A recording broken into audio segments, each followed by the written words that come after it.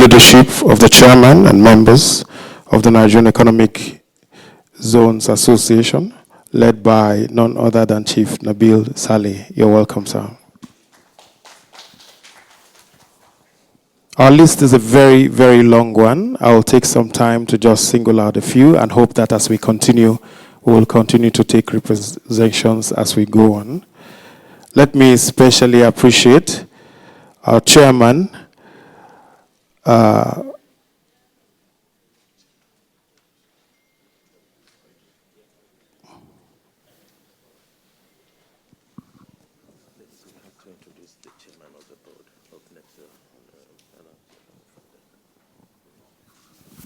we want to also specially appreciate our chairman who has provided very strong leadership for us, Alhaji Adamu Fanda. Please put your hands together for him. Thank you very much, sir. I'll also quickly want to specially appreciate the pioneer national chairman of the Nigerian Data Protection Bureau, NDPP. Let me especially also welcome Dr. Vincent Olatunji. You're welcome, sir. We have a very long list, and I've been told that we will need to streamline and continue to take recognitions as we go on. But our friends and partners in this are very important. I'll therefore want to single out the representative of Nigerian Immigration Service. We have DCG of Immigration, IAM Halilu. You're welcome. And also today, we have DCG of Customs, very, very special. Let me appreciate DCG Kathleen Chingwe, AKKZA. You're welcome, ma'am. As the names continue to get to me, we'll continue to take them, but this program is timed and really fast-paced, and therefore I want to move in quickly to tell us exactly the reason why we're here.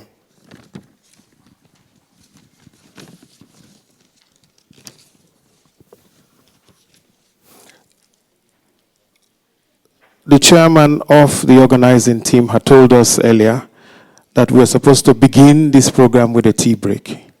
But later on he told me that we need to be a little slow because it appears as though we are very, very serious, and I want to appeal to us. So I asked him, I said, sir, what language are we going to use here? He said, seriously, it has to be English. And I had taken some time to do my research on English, and it's very confusing. And I had a few questions to ask. I said, for instance, there's no egg in the eggplant, no ham in the hamburger, neither pine or apple in the pineapple.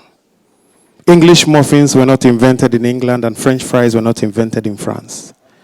The guinea pig is neither a pig nor is it from Guinea. We play at recitals, we recite at play. We drive on parkways and we park on driveways. And there is no stream or any lines as we gather to talk about streamlining free zone operations for global competitiveness. And I asked the question, if vegetarians eat vegetables, what do humanitarians eat?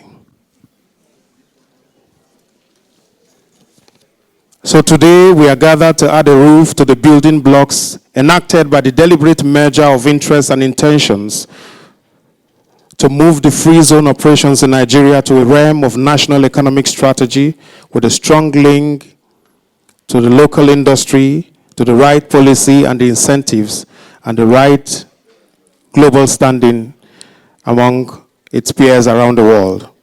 This decision taken by the leadership of both NEPZA and OGFZA is further strengthened by the willingness of the association and the acceptance of other stakeholders to build up upon the dream that was planted in 1992. And today, ladies and gentlemen, we begin the finishing for a final version of the ambition that the free trade zones represent in Nigeria. To begin, therefore, this program, we have one who has led as Executive Director of the NEPZA Association, who has provided leadership also at that level to bring us together for this very, very important discussion. To begin, therefore, I want to invite him to tell us in very clear terms why we are here, what we are here to do, and what the deliberations will be about. Let me therefore invite, for his opening remarks, Mr. Toyin Elegbede. Please put your hands together for him.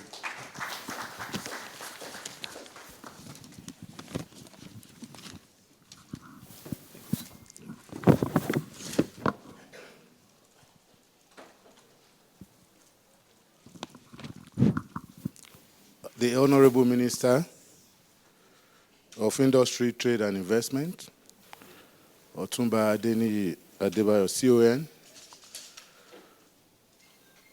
the representative of His Excellency, the Governor of Delta State, here present, the Chairman and other members of the Board of NEPZA, here present, the Managing Directors of NEPZA and OGFZA, Professor Adesoji Adesuba and Sir Umana,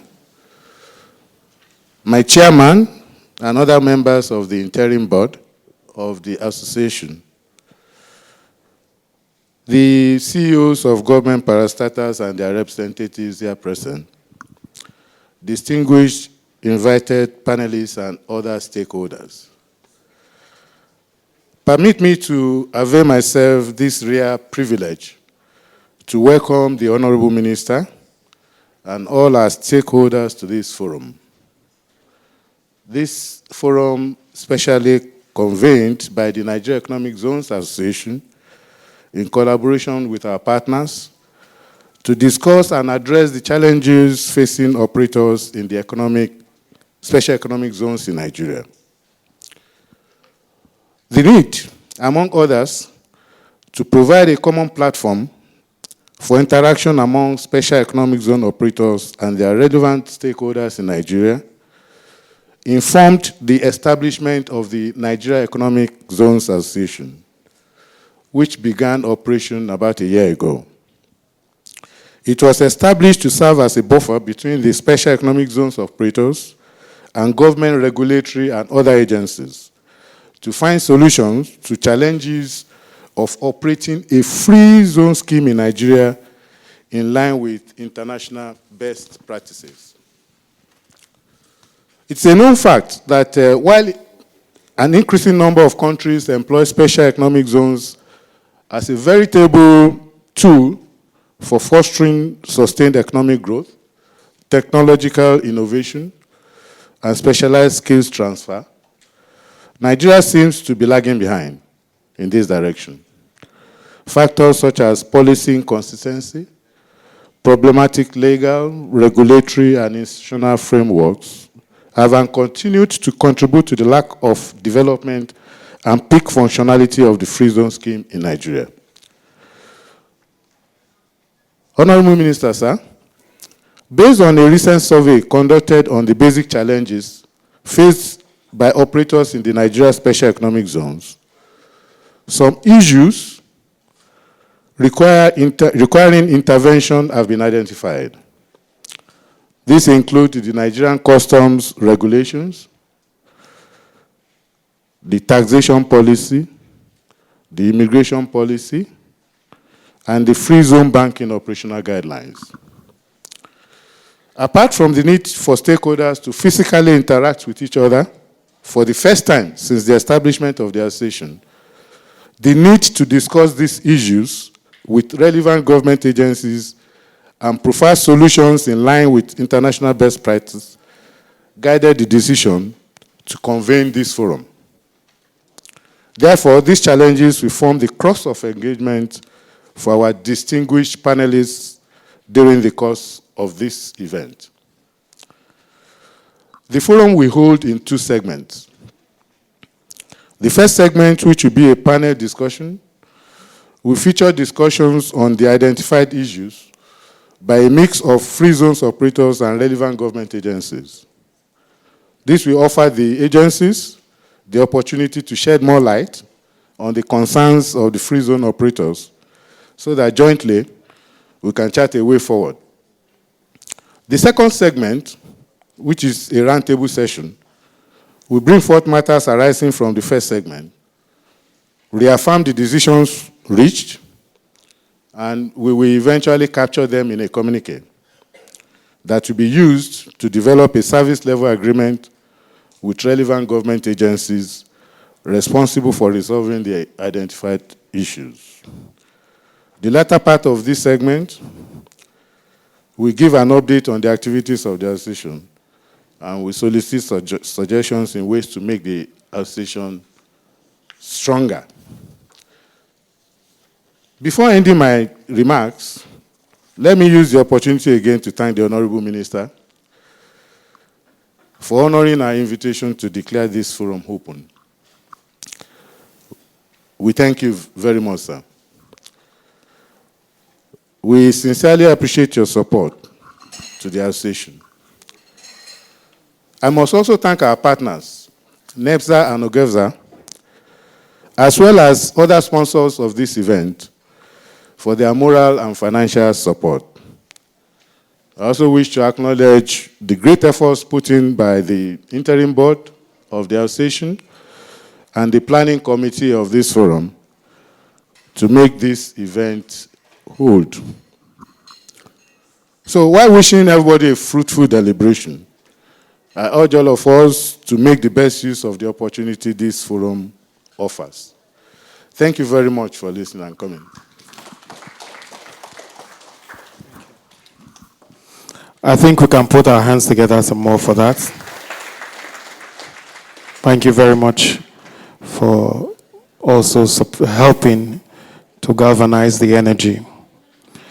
There's someone I am supposed to have introduced, but let me especially appreciate him. He will be talking later, but he's representing, he's actually the director representative of the Chairman, Tax Incentive Management Department of the FIRS.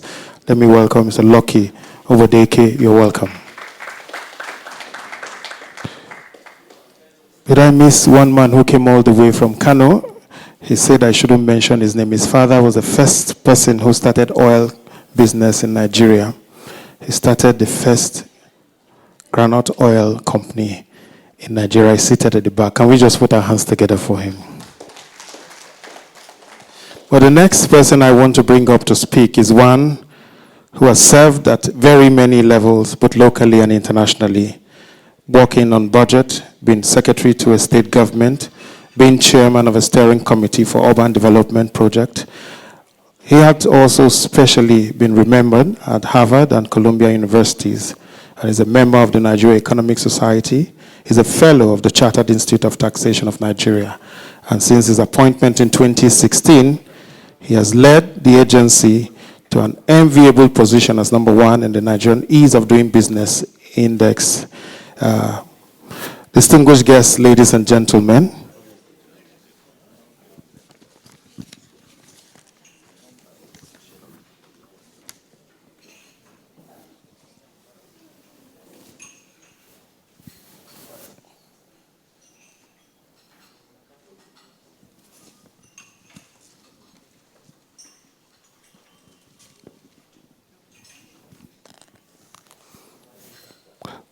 well, before we go to that, I've been told also that we have a former managing director of NEPZA here. Forgive me, let's specially appreciate Mr. Shino Agboluaje. Please put your hands together for him. Thank you very much, sir. Thank you.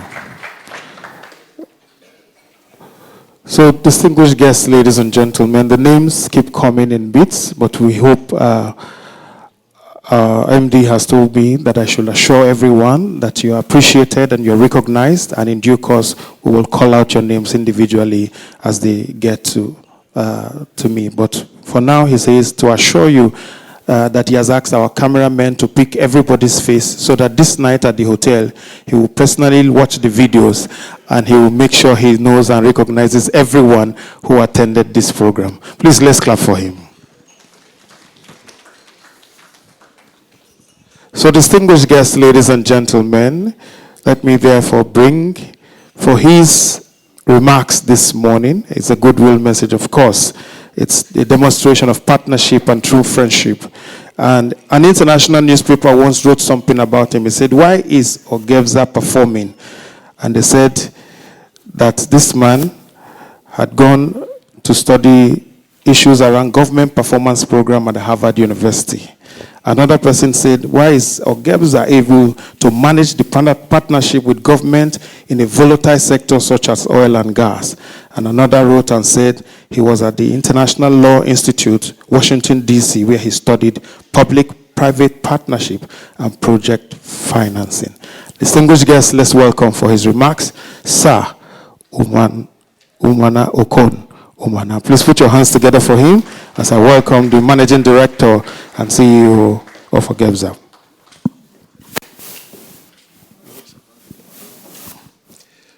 Thank you very much, Mr. Moderator. Let me start by thanking the moderator for insisting that he must recognize me by letting you know my full name, Umana Okon Umana, so that you don't confuse me with the other Umana, who has just been sentenced to prison. Honorable Minister, sir, Your Excellency, the Minister, Industry, Trade and Investment, the Chairman of the Board of NEPZA, my brother and colleague, the performing Managing Director of the Nigeria Export Processing Zones Authority, the Chairman of the Nigeria Economic Zone Association, the Executive Director, the representatives of Customs, Immigration, and all the other distinguished stakeholders, former MD of NEPZA. I greet you all. It is my pleasure to be part of this very important meeting and engagement. I would like to start by commending the collaborative efforts of the Nigeria Economic Zones Association, the Oil and Gas Free Zones Authority, and the Nigerian Export Processing Zones Authority in bringing stakeholders together for a cross-fertilization of ideas expected to deepen the development of free zones in the country. This indeed is a welcome development.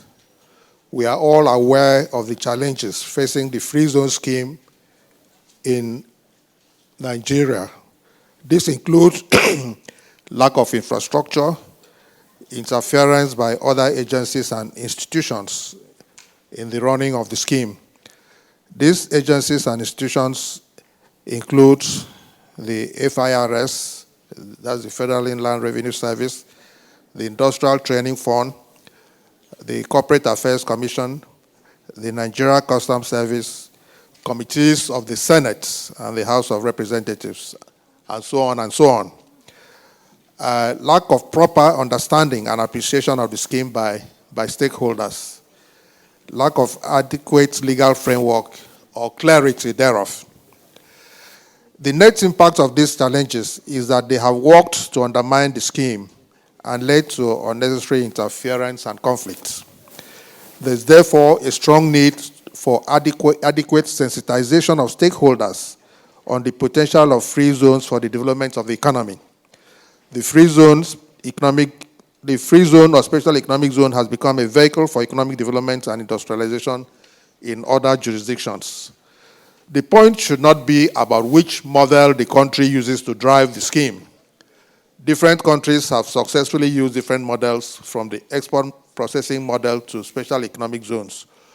What really matters is creating the enabling environment for local and foreign investment that leads to industrialization, economic diversification, and job creation. In the United Arab Emirates, for example, 4 types of models are in operation, namely comprehensive free zones for manufacturing or the service sector, specialized free zone, single manufacturing or service specialty, free trade zone for export and import sectors, and free service areas for investments in specialized service sectors. It should be pointed out that the UAE has been very successful in using the free zone scheme to drive development. Over the years, free zone has evolved through stages, which are free trade zones, export processing zones, science industrial parks, service economic zones, and special economic zones. Each of the phases tends to face specific challenges concerning its industrial structure, enterprise, etc., etc. I believe in bringing stakeholders together, the right atmosphere will be engendered based on industry knowledge to create a template for success that will guarantee protection for licensees of free zoning businesses in line with extant legal provisions, ensure licensees enjoy the incentives provided for them by law, that licensees discharge their obligations under the law, and guarantee the certainty needed for investment decision-making. I look forward to fruitful deliberations that will provide an appropriate roadmap for the success of this scheme. I also would like to commend my minister, the Minister of Industry, Trade and Investment, for the support we have enjoyed and for the leadership he has provided. I look forward to fruitful deliberations that will provide an appropriate roadmap for the success of this scheme. I wish you all successful and rewarding deliberations. I thank you.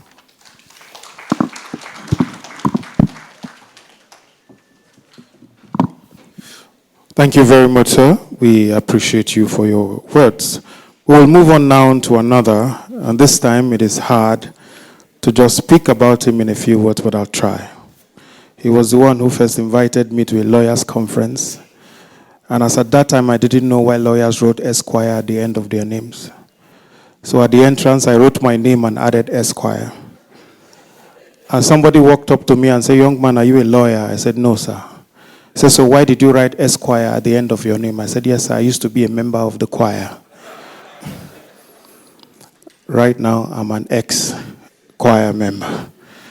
But he is a lawyer and a certified arbitrator and mediator. In fact, a one-time chair of the Industrial Arbitration Panel. He's an accomplished specialist in investment and promotion and economic development. One whose string of degrees can be used as prayer beads by any person of any of the three great religions in the world. He's a perfect one, or the soul of a teacher, a scholar, as well as one who transfers learning and secrets of success to anyone who follows him as a mentee. When he resumed, he met a place that needed change, and he has reformed and reorganized. He has improved staff welfare and happiness. He has provided a paradigm shift from the usual free trade zones to the innovative special economic zone scheme with a wider corridor for both local and international investment. Distinguished guests, ladies and gentlemen, his target for a future of a special economic zone for medical, pharmaceutical, agro-allied, tourism, tech, and mining sectors is also very visible. So distinguished guests, ladies and gentlemen, let me therefore welcome for his address our Managing Director and Chief Executive Officer for his message this morning, Professor Adesoji Adesugba. Please put your hands together for him.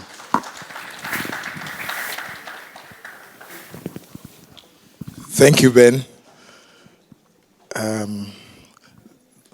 The Honorable Minister, sir, my leader and chairman of the board of NEPZA, my colleague at Oil and Gas, I think we all agree to nickname him Sheikh. Thank you so much for coming up together to make this possible. Let me also recognize my colleagues in the Nigerian Customs. Casey, can you please wave your hand?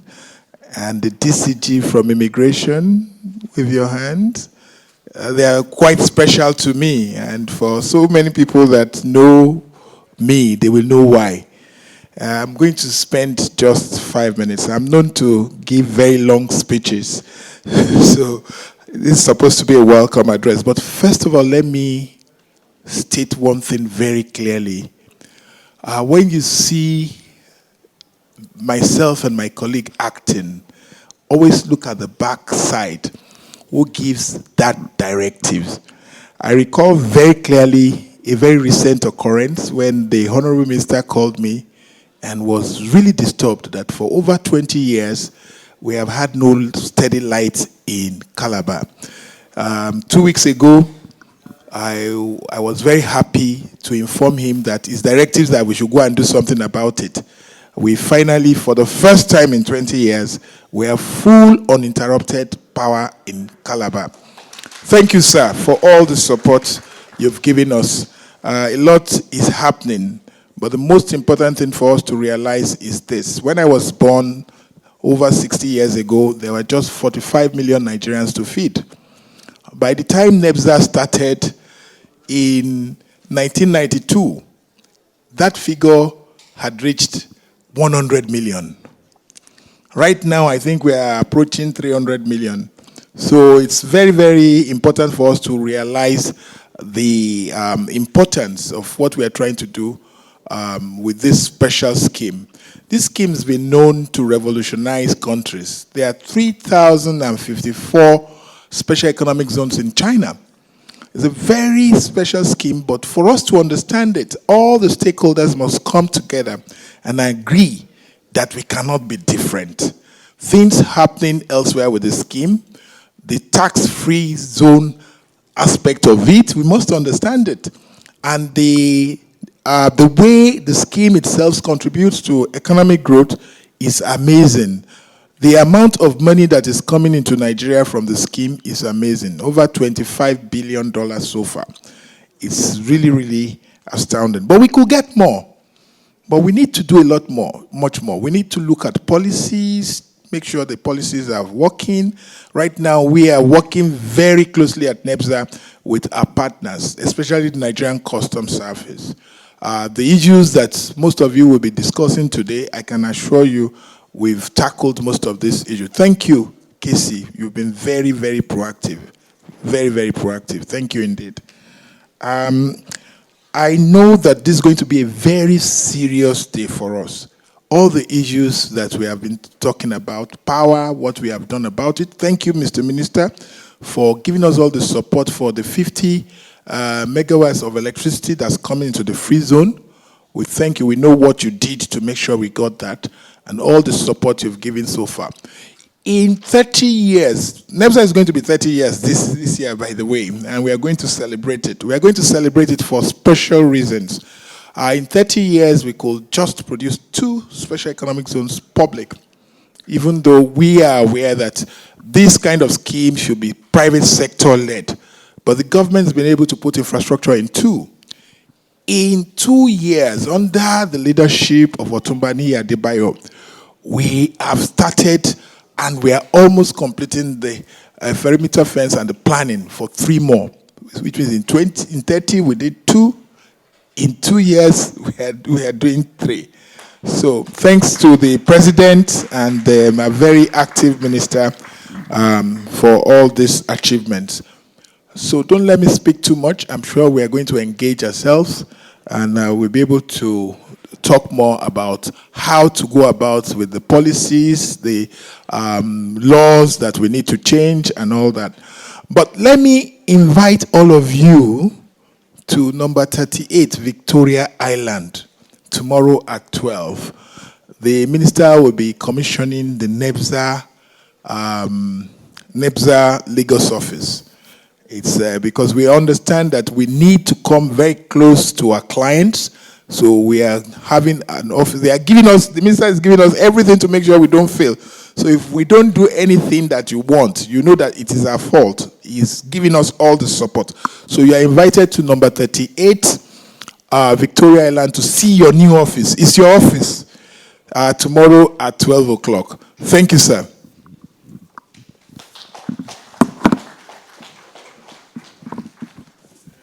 If your hands are not too busy, can you put them together?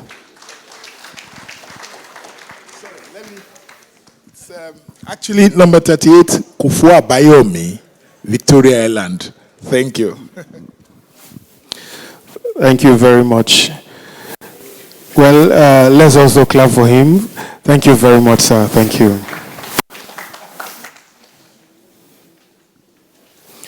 We also want to specially welcome the Deputy Managing Director for Lekki Free Zones, Mr. Emmanuel Adegboyega Balogun. You're welcome, sir.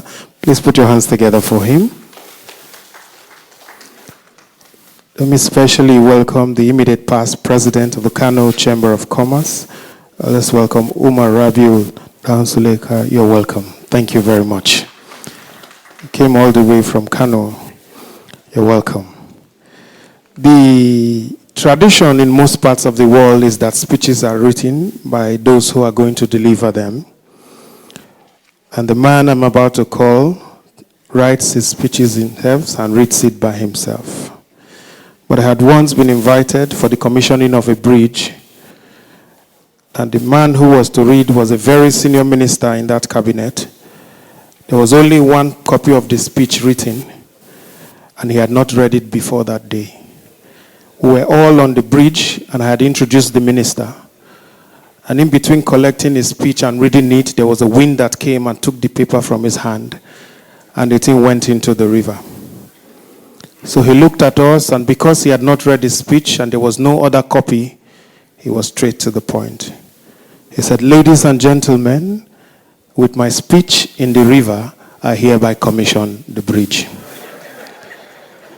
Let me welcome the first executive governor of Ekiti State, pioneer secretary of the Nigerian Governors Forum, and the 40th minister of Industry, Trade and Investment in Nigeria, as a champion of the ease of doing business, job creation, and industrialization. And of course, he loves us at NEPZA.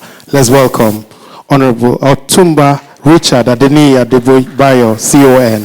You're welcome, Your Excellency.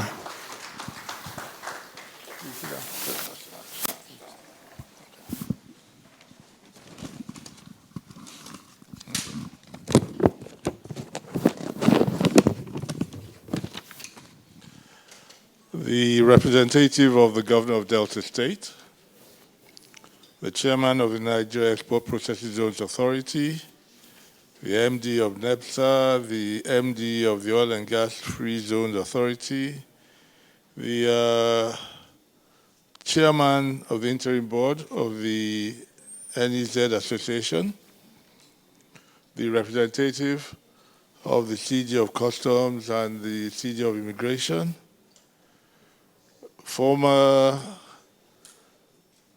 managing directors of NEPZA and of NEPZA, top government functionaries, distinguished guests, ladies and gentlemen. It is my pleasure to be here today at this prestigious event, which is coming at a time that the federal government is aggressively pursuing various ways of driving industrialization.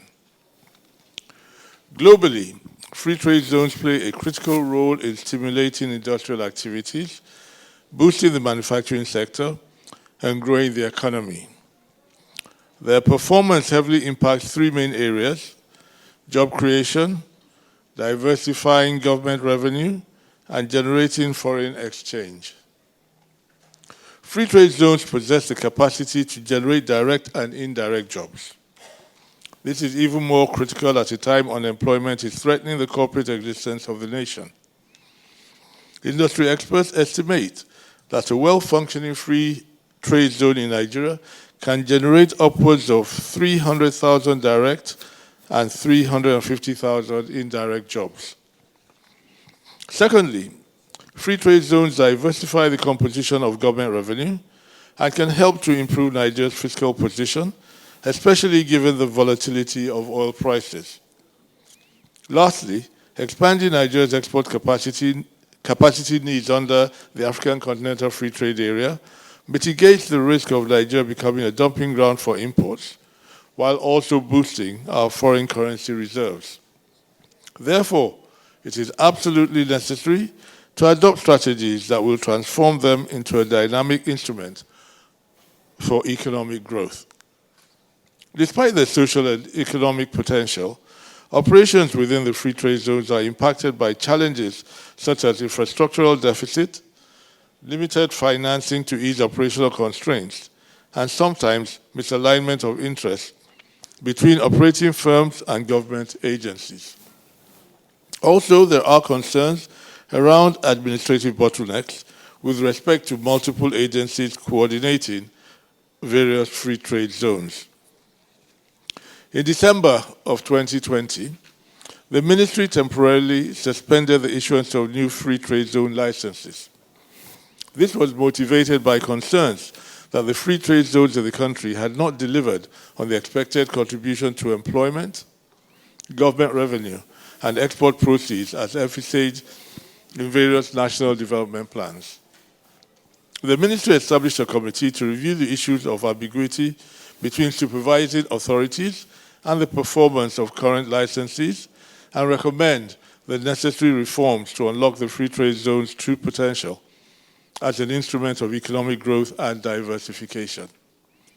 In summary, it was observed that the free trade zones have for the most part been unable to meet the expectations of the nation due to the challenges which I earlier mentioned. We have therefore developed robust and strategic plans that will improve the performance of the zones. Also, the advent of the African Continental Free Trade Area has necessitated the revival, reform, and expansion of the zones. And my ministry, the Federal Ministry of Industry, Trade and Investment, has taken steps to make inactive free trade zones functional while ensuring removal of bottlenecks in the operations of currently active zones. We will, of course, welcome additional inputs on how best we can approach this. On this note, I want to extend my appreciation to the Nigeria Economic Zones Association and wish all the panelists a fruitful deliberation.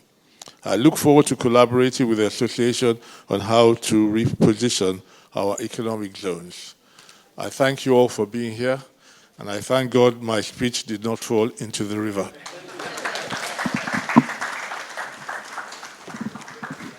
I think it deserves a standing ovation.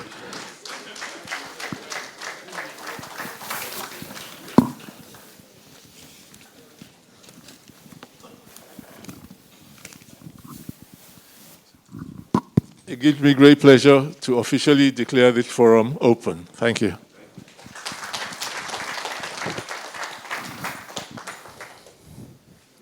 Thank you very much, Your Excellency, distinguished members of the front row, our stakeholders, ladies and gentlemen.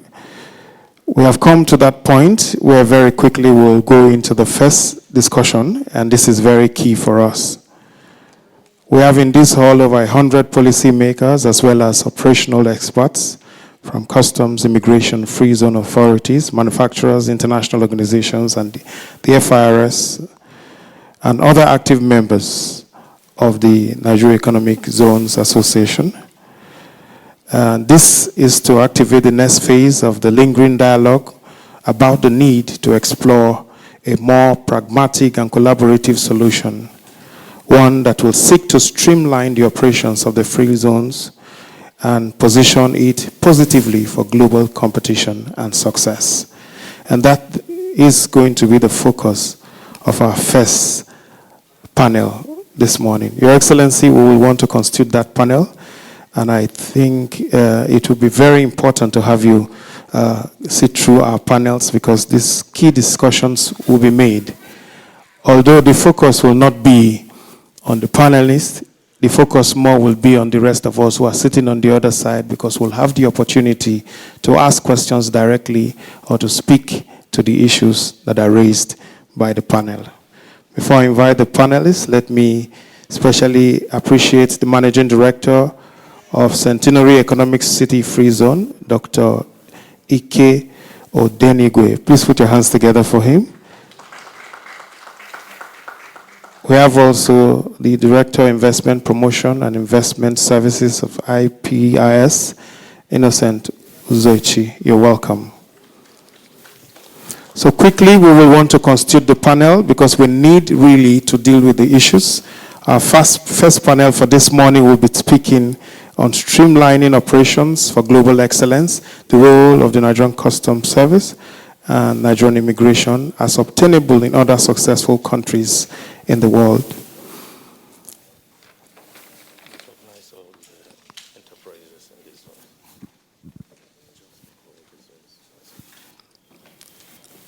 So as we get ready to bring them up, I want to especially appreciate the enterprises, the Kano Free Trade Zone.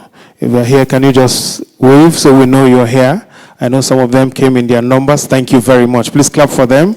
We have Lekki Free Trade Zone, we have the Lagos Free Trade Zone, and we have the Calabar Free Trade Zone. Thank you very much. We'll take the recognitions as we go on, but right now I'll bring our panel to sit. Let me invite the DCG Excise of Free Trade Zone of Nigerian Customs Service. We have AKKZ Kathleen Chinwe. Can you clap for her? It's an honor to begin with a woman. And I'm sure you will agree with me that at NEPZA, we are the first people to break the barrier. It was international. Just from the first, second. We'll also want to specially welcome the controller of Free Trade Zones. I'm sure we'll take the representative of the Nigerian Custom this time, IAM Halilu. I'm sure that's the most correct one. Thank you. Please put your hands together for him. We have also our own director, IPIS of NEPZA. Let me welcome the Director, Investment Promotion and Investor Services, Mr. Innocent Uzochi. Please put your hands together for him.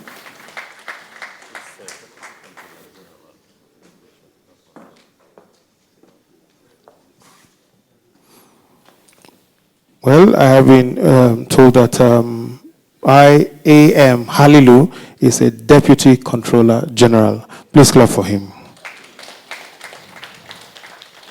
Also on this panel, we have the head of Legal Services, Lagos Free Trade Zone. Let me welcome Ololade Oladipupo. I'm sure you're here.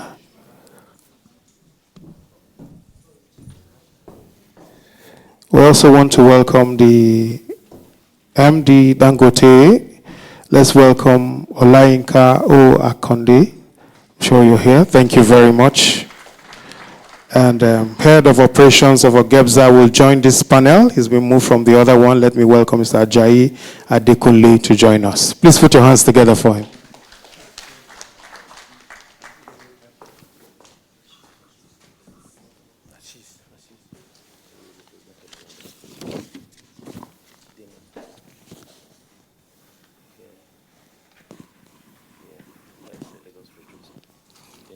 Well, the CFO of the Lagos Free Zone will be on this panel. Let me welcome Ashish Kemkar to join. Please put your hands together.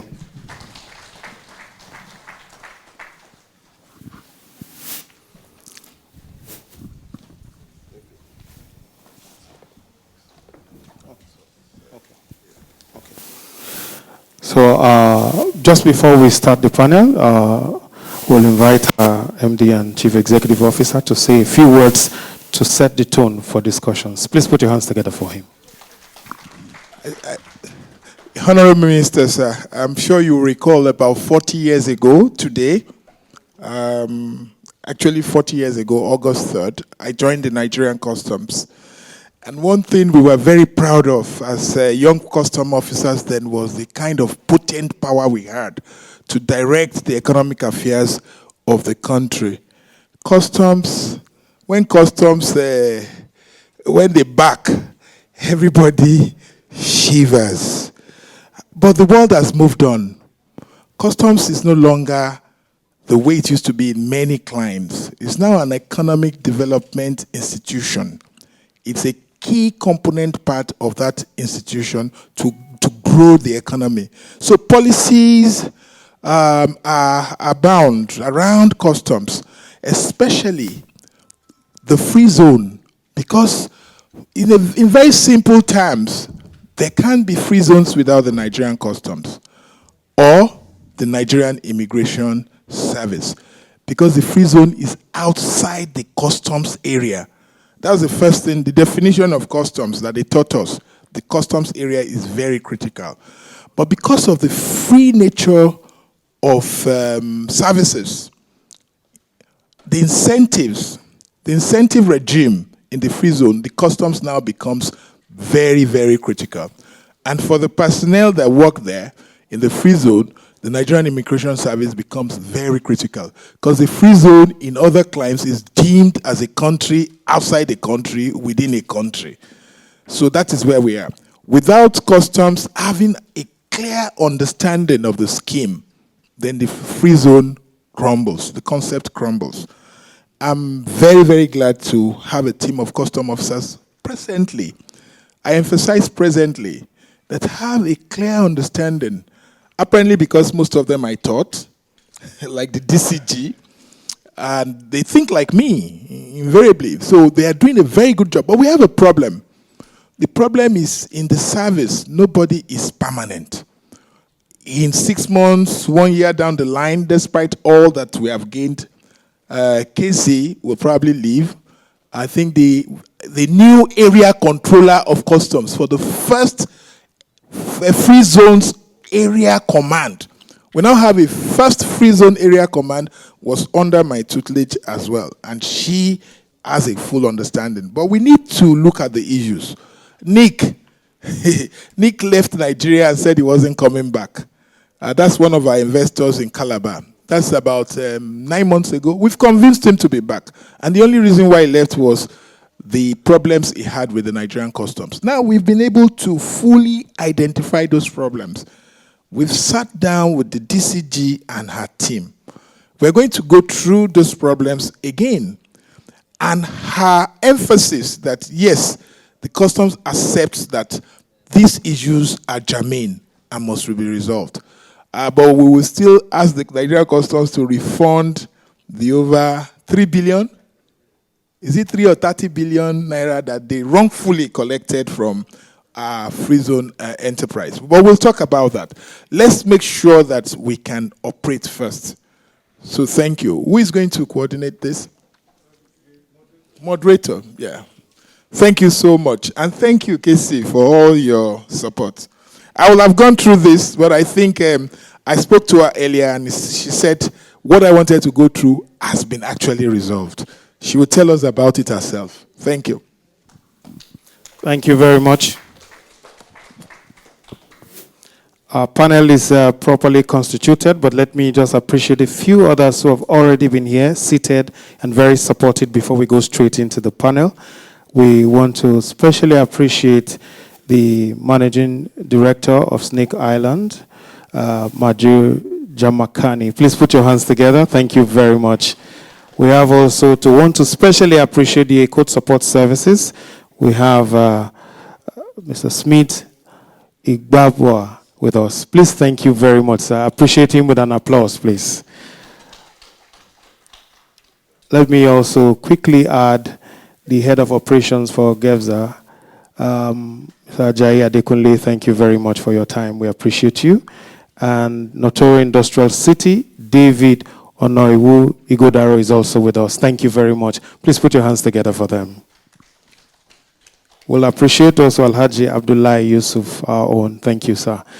Well, we'll quickly want to go into the panel discussion because this is really the meat of today's meeting. And the rule for us will be simple. This panel is a different kind of panel because it will be focused more on the audience.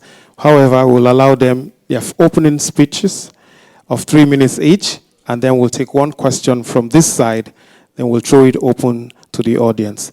We'll want to advise that if it's your time to ask the questions, please go straight to your question. If you have a comment, just be brief about it. Summarize it in your heart and present it to us in a beautiful way. Please, once again, can we clap for this panel?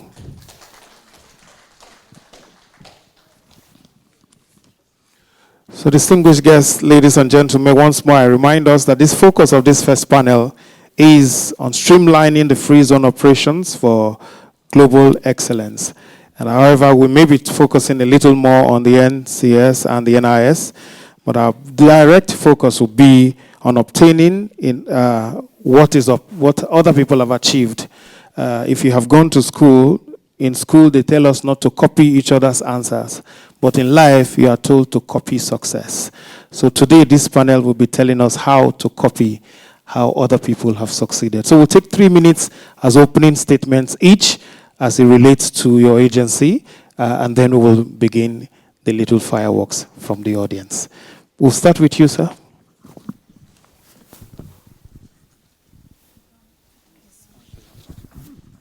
Hello.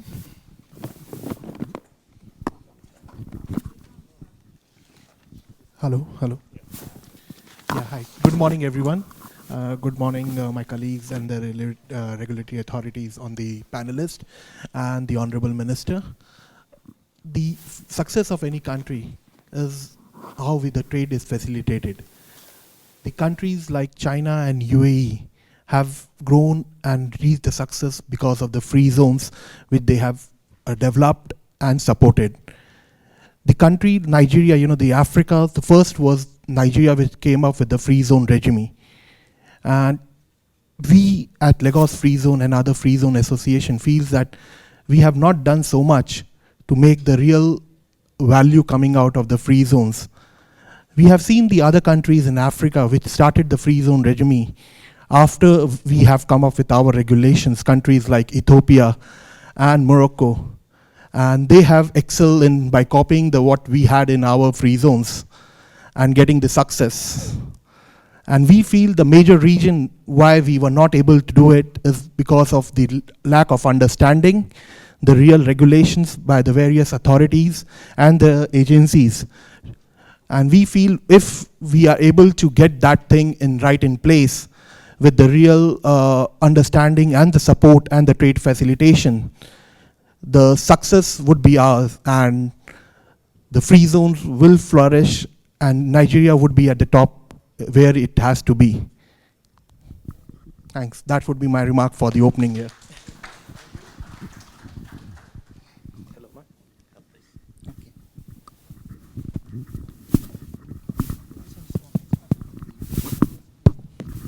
Good morning, everyone.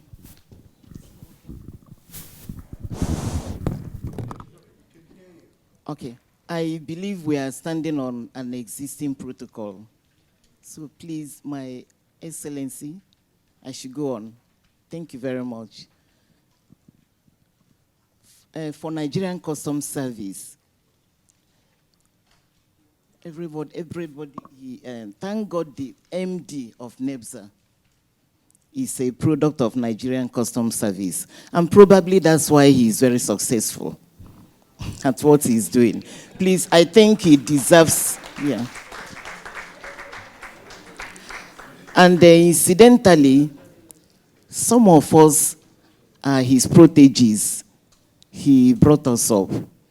He was the one that showed us what custom is supposed to be, not what the world wants customs to be, but what customs is supposed to be. And for customs, our primary roles are, we know custom generates and accounts for revenue, not just for itself, but for other government agencies as well. And then we take care of security, and then trade facilitation. But we always add a caveat at the end. It must be facilitating genuine trade. And that's why most agencies are not happy with customs, or even Nigerians are not happy with customs, because look at it this way, nobody likes paying tax. In the Bible, it said that the tax collectors are not liked by anybody. That is one of the holy books. So that is custom for you. Whenever you hear somebody not very happy and saying a lot of things, probably that person had come to a custom officer to say, look, I brought in this car and I want to take it on zero duty. That is just to show you that nobody likes paying tax. But we in the customs, we collect tax, but we are tax collectors, yes. And but human beings are different in nature. Even in our families, we know that there could be this particular child that the parents will always, agonize over. And that translates to the larger society. Maybe there are some officers that are deviating from what they are supposed to be doing. But that is why we always encourage the public. If you see something, say something, come to us and let us know. And you see that that officer will be put in the right place. And then let me be specific. What we do at the free trade zones, we make sure that goods are brought in freely without any obstacles. We make sure that these goods that are meant for free zones are brought in under escorts. But one thing is that those goods must be manifested as in transit to show that they are meant for the free trade zones, because they are not supposed to pay duty.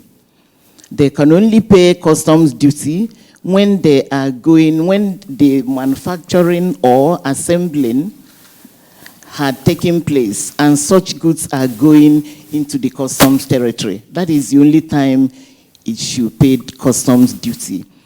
But you don't even pay the duty as an ordinary export. The NEPZA is very clear on how to collect duty on such goods. I heard my MD saying that customs should pay certain monies back. We'll look at it, sir. If we are a liberal organization, you know that very well, even though we have a lot of laws guiding our activities. If we see that we have erred in any way, surely we will accept our faults. But if the mistake is born out of somebody stepping out of the procedures, then there's nothing customs can do about it. Yeah, I'm sure that will be your opening. We will take the next person. We will come back to you. I'm sure you have a lot to talk about. But I have a lot to talk about because there have been too many misunderstandings concerning what customs is doing. We'll give you a minute to just I'll round up. That, yes. Okay, for us in the free zones, we make sure that all the other agencies are brought together to act as one. That is what custom is there for, to coordinate the other government agencies and make sure that the laws or the government's thoughts for citing these free zones are achieved. Thank you very much. Thank you very much. We'll go to the immigrations. The Honorable Minister, Otumbani Adebayo, it is my great pleasure seeing you today. My last seeing you was when I led a component of team to Ekiti State. I'm happy to meet you, sir. Let me stand on the existing protocol while I'm sitting on the protocol. I'm very sorry, because it's 3 minutes. As far as Nigeria Immigration Service is concerned, we are critical stakeholders in free zone because we are gatekeepers of our nation. And our primary role is to gather credible intelligence to profile Nigerians and non-Nigerians among our midst, and also grant facility to foreigners and to Nigerians. And what we grant to Nigerians is passport. Anybody who wants to travel out of the country must have a passport. Free zone, we see as an entity of a country. And our duties is to provide residency for expatriate, grant them visa when they are coming in for purpose of investment, because without migration, no development. Without migration, no transformation. Without migration, no transfer of technology. So migration is a key element in any development and economical development of any nation. So in view of this, we also ensure that we comply with timeline in line of ease of doing business. We ensure we comply with timeline. We grant resident permit for expatriate.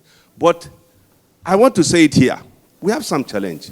When we say we want to operate in global standard, look at the Oil and Gas Act of 2021, Cap 5. Among the board member, Nigeria Immigration Service is not there. So which means we should not give visa to the expatriate outside the country, and we should not receive them, and we should not give them residents to work in Nigeria. In any structural organization, you look at critical stakeholders, you include them as board member. There are a lot of security challenges that we are having in the free zones.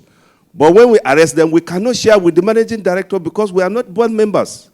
And the essence of resident card that we issue to free zone is for them to work in free zone alone, not outside the free zone.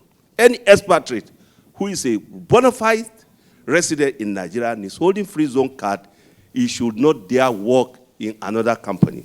But most of the time, our critical role is to carry out inspection, to carry out investigation.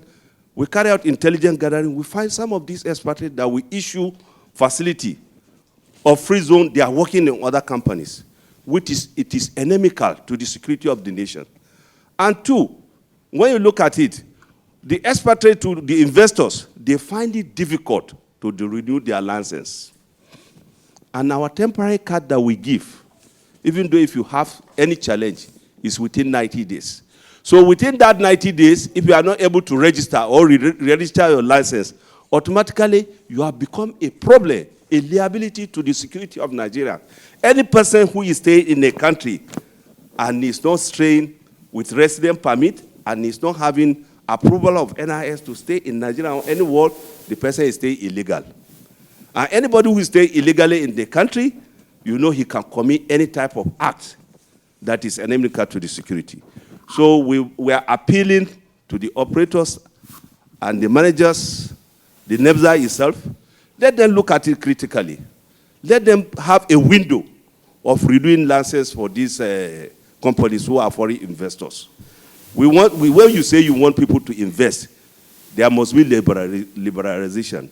And that's why in free zone, what we do, operations we do with other expatriates outside the free zone is not the same.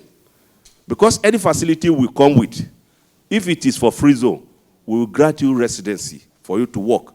Why do we do it? It's just for us to improve the economy, the security of our country, and to ensure that we allow expatriates who wants to come in, let them do in their best. Our critical role is to gather incredible intelligence, to profile non-Nigerians, and to allow people who want to come into Nigeria to check them whether they are not terrorists, whether they are not money launderers, whether they are not involved in any financial crime or drug-related crimes. They must be free before we issue them visa, and when they come in, we grant them facility to enter into the country. Thank you very much. Let me not take people's time. Thank you. Yeah, good morning, everybody. Honorable Minister, my name is Innocent, and I want to appeal to be allowed to innocently stand on well-established protocols. I have listened to DCG Customs and DCG Immigration, and I've also listened to my managing director and the managing director for OGFZA. For me, you may disagree with me, but for me, we're discussing streamlining free zone operations. And for me, my definition of streamlining is, let us come up with innovations that will aid us, that will make these free zones competitive globally. Let's come up with innovations that will make Nigerian free zones to be very competitive in the global world. Let us remove the hiccups that have so far militated against the smooth running, the progress of this free zone. Why is Dubai's free zone working? Why is China's own working and ours is not working? My MD mentioned something about population. I want to break it down a little bit. He mentioned what our population was when he was born and what our population was when NEPZA was established. As we speak, every year, at 2.5% population increase, every year Nigeria's population doubles the population of Zambia. That's implication. 5 million every year at 2.5% birth rate. So we want to appeal to our colleagues in customs and immigration. I have 15 points here, 9 for customs, 6 for immigration, and 1 for the general house. We want to appeal to them to help us provide for these 5 million Nigerians that are born every year by employment. That would be my opening remarks. Thank you so much. Thank you very much, sir. Honorable Minister, I want to assure you I don't have 15 points. Good morning, everybody. I represent Dangote Industries Free Zone Development Company. We are seemingly the baby in the house when it comes to free zones in Nigeria. Incidentally, we might have, recorded some measure of success in the custom area in the last 40 years. But when it comes to free zone operations, we are taking baby steps. Permit me to observe that we might be precocious students and we'll learn very quickly. We're just 4 years old in the free zone operations, and I just want to identify a few areas that I want government agencies and NEPZA and the Honorable Minister to look at in fine-tuning the current operations. I find the process of documentation very laborious.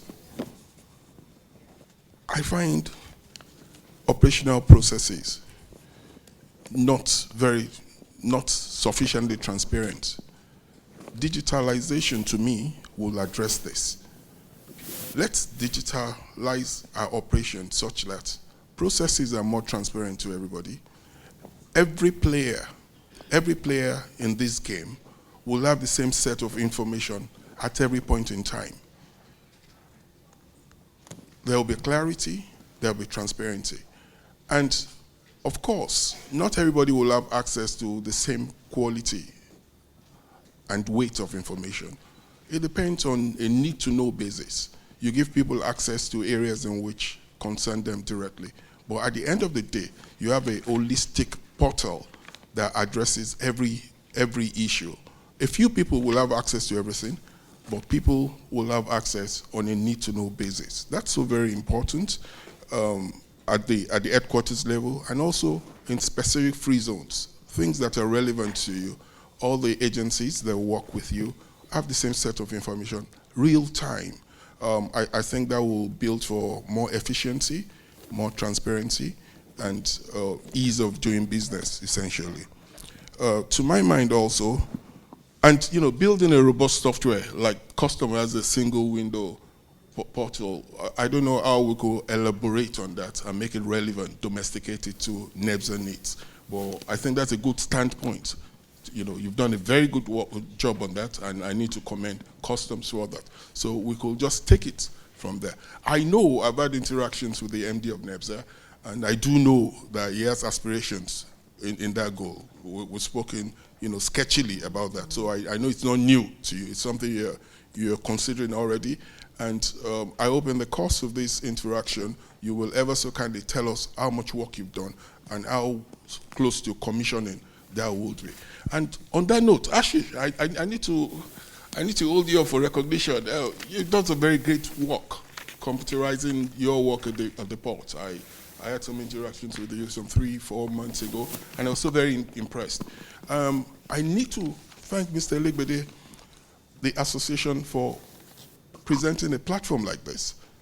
Peer review, knowledge sharing, it's so very, very, very, very important. I want a situation in which in different areas of our operations, you'll bring up different free zone development companies to come and tell us how they implement different things they do. And if you permit me, I think Ashish, you want sometime in the future tell us about the computerization that he has done with Lagos Free Zone. Yes, physical inspection and examination of goods in this time and age, I think we could do much better. We should do more better. We should come up with innovative technologies. They don't have to be expensive. We're not talking about bringing in robots to come and inspect. But single technologies we can bring from anywhere, we can develop locally also. instead of physical examination. It takes a lot of time. It's prone to human error. It's prone to manipulation, and quite not that I can impugn on the integrity of our players. Not that at all. But I'm just talking about the framework. We need to ensure something that's very fast and something that's very accurate and something that's less laborious. Knowledge about free zones. Still very sketchy. I hold up my hand that within Dangote Group, we're still just growing in our knowledge of the free zone enterprise. Sir Innocent just got transferred to the head office, and he used to be in the zone. He's been a tower of learning for us, and I'm always the first to hold up that we are just learning, and we never breach anything. We try our best possible to know what the expectations are, not just so we could meet those expectations, but so we could exceed. So on that note, please, we need more opportunities for learning on our side and also on different government agencies. I had a meeting, I had a visit from a very senior person from one of the agencies just 2 days ago. And the first thing this person said was, wasn't what I would have expected somebody to say to the MD of a free zone development company. And riding on that, we need to reconscientize some government agencies about what the essence of the free zone is. Within the free zone, revenue shouldn't be your overriding objective. But it's not just saying that. We need to let them know it's trade liberalization. But even after saying that, we need to put in measures that during the appraisal system, appraisal process, that tilts towards more of trade liberalization than revenue generation. I think my 3 minutes are up. Yeah. Thank you. Thank you very much. You pass the mic. But just before he speaks, there's a quick announcement. The owner of this vehicle is a black Montero Sport Jeep. The number is FZC07LA. It's obstructing traffic. You may need to call your driver to go and remove the vehicle. Thank you. Your Excellency, the Honorable Minister, my Managing Director, the MD of NEPZA, and other distinguished participants. I would like to say two things very in my speech. One is share a little of our experience in oil and gas free zones. Because in MD's goodwill remarks, you made a speech that we won the award of the Ease of Doing Business for 2017 to 2019, and in 2020 to 2021 we were second. And what did we do? We tried to collaborate with all the government agencies, especially Nigeria Customs Service and Nigeria Immigration Service. So the first thing that was done when it resumed in 2017 was to have a retreat with Nigeria Customs Service and Immigration Service. And we set out an SLA, which the two parties up to today, we follow to the letter. We also noticed that the regulations have not been reviewed for a very long time. So in 2019, a bold step was taken to review that regulations with input from all the stakeholders and Nigeria Customs Service. So there are very new issues that are in that regulations, and nothing is left out. And that was why even the award itself was dedicated to Nigeria Customs Service because of the support that we have given to them. I give you an example. We agree that for every transaction, we have to process it within 48 hours. We have to conclude it in 48 hours. And we share that time within ourselves and Nigerian Customs Service. So if any a document comes to our side, it has to be treated, either accepted or rejected within 24 hours. And they also do the same. So that has helped our operations in all our free trade zone. Recently, we also have a dedicated Port Harcourt Free Trade Zone Command established for our zone in One. I think the CAC of that particular zone is also in this meeting. Having said that, I also want to talk about the incentives, the need for us to protect the incentives. Because we have a lot of clients, some of them are here, I've seen them here, that are in the free zones because of a particular incentives. One of them is the duty rebate. they have the certificate, they have the license for the incentives, and somewhere along the line, they are not able to access that incentive. If they go to the portal to declare that incentive, they can find that code 432 again. So when the MD, you said that they are going to refund the money to a particular company, I think there are more companies that might be looking for refund of money.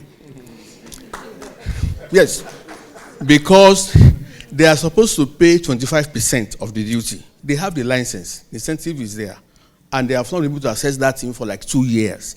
So they have been paying 100% of the duty for the past 2 years. And a lot of them are now looking at, do I really have to be in the free zone? So I think the DCG is very aware of this, even up to the Minister of Finance. Maybe she has an update which she may brief the House. But it's a very important topic that we need to protect all the incentives. The laws are still there. They are not repealed up till now. Thank you. All right, thank you very much. That's the opening. We will just, a lot of the questions that were bothering us have been asked to some extent. Of course, customs provided the need for coordination. We also have the issue of immigration, talking about gatekeeping. NEPZA has requested questions around innovations that will be made, and Dangote is asking for digitization. Already, OGFZA is pointing to that part. That time has been narrowed, so a lot is happening already. But let me start this second segment by asking Mr. Ashish, I may want you to also continue. You've listened to them. One of the key issues raised by the customs, maybe also the issue of, also raised by immigration, is the idea behind talking about transparency of foreign workers' employment regime, maybe exceeding dependable or dependence on local foreign instead of local staff. But I also want you to speak to the issue of as raised by the Nigerian Immigration Service of permits and also of licenses that expires. Thanks, Mr. Ben. First of all, let me put it on record. I didn't cover the part of it. The policy framework for the Nigeria is the free zone are quite excellent. They are, I would say, one of the best and has taken up from the best of the best. The real part for us is to implement that policy into the real action, that how we get the real benefit out of the extent policy which we have in place. And I would like to thank both the DCG of Immigration as well as the DCG of Customs who have helped us and is taking the view forward that the right policy should be implemented and the benefit should flow into the system, which will help to develop the country as an overall perspective. And with the recent effort from the DCG Custom of having a central command for all the free zones in Lagos would help to achieve it much further, because the real focus would be made and the objectives of the free zones with the trade facilitation activities from the customs and immigration will help us to achieve that. On your question relating to the issues of the permits and the illegal immigrants, we understand there are issues and there may be certain instances, but with the right focus and the right deployment of the people on the ground on each free zones, because each free zones have representatives both from the customs and immigration on the site, and they play a very important role to ensure that the right regulations and the rules and regulations are followed in the right spirit, ensures that there is no law infringement in that side. Just to add to your point, DCG Ahmed, you mentioned about the 90 days of the temporary cards which are there. But as a free zone operators, we also get instances where the permanent resident permits are not issued for more than 120 days and 130 days to the extent of 150 days also, which impacts the real living of people and the expatriates working in the zone, because that restricts their movement and travel outside the country, for the knowledge enhancement and business activities. So I would request if immigration can also look in that aspect and fast track the issuance of the permanent card to resolve this issue will go a long way for trade facilitation. All right, we will skip the two of you. There's a lot coming your way, but I'll go to NEPZA, where Mr. Innocent, our Director of Investment Promotion and Investor Services, will try to answer. He has a lot also coming, and we need those things. It may also form the part of your own speech coming up, but it's important you answer the question around digitization, the question around security issues in the free trade zones. Okay, thank you, MC. Like I said in my opening remarks, I said I have about 15, 14 points shared among customs, to be shared among customs and between customs and immigration, and one for all of us generally. Permit me to please directly speak to these points and quickly, sir. Thank you, thank you. This CGSA, the extant law on free zone today, the NEPZA law, has a section, has section 4, subsection C, says that in the free zones, NEPZA coordinates all other agencies, regardless of their ranks, who has legitimate role to play in the free zone. And I'm talking from experience. Our experience on site has been that particularly newly promoted custom officers, they find it extremely difficult to abide by this. So we want to appeal to you, to let them know that it is not coordination of the persons, it's not coordination of the size of the person, but the functions. The functions. NEPZA and OGFZA should be allowed to coordinate immigration, customs, DSS. With immigration, we don't have much problem with this on site, but with customs, it's a real challenge to get them to obey the laws that says that NEPZA should coordinate the agencies in the zones. Number 2, particularly in the private zones, we cannot apprehend or understand the rationale behind the demand for bonds for imports into the free zones. Custom insists that for all the importation every year, the zone managers, the zone operators should give them a bond for the importation into the free zones. And it is highly capital intensive, tying down funds. Remember our definition of streamlining. Innovations aimed at making operators competitive. We will appeal that if this demand for bonds in the free zone, particularly in the private zones, can be removed, it will go a long way in enhancing our activities. Number 3, importations into the free zones, because the Nigerian custom territory is not, the nation is not, we have custom territory, we have the free zone. So when cargoes arrive, when goods are arrived, they are escorted by FOU to ensure that they are not diverted. Our experience on site is that customs do not have enough FOU personnel. They don't have. So you have a situation where 40, 50 containers going to a particular zone or 2 different zones are escorted by 1 person. And the implication is that landing certificates cannot be signed until this 1 person goes round and comes round. It takes time. And we usually say, time na money. Please reduce the unemployment rate in this country by employing more people and training them as FOU personnel, so that 1 FOU personnel can escort 1 container. It will be very easy. 2 months ago, we were at the National Assembly and we were highly embarrassed by NEPZA. Why was the embarrassment? Because Nigerian Customs Service is making an effort or has made an effort to change the customs law.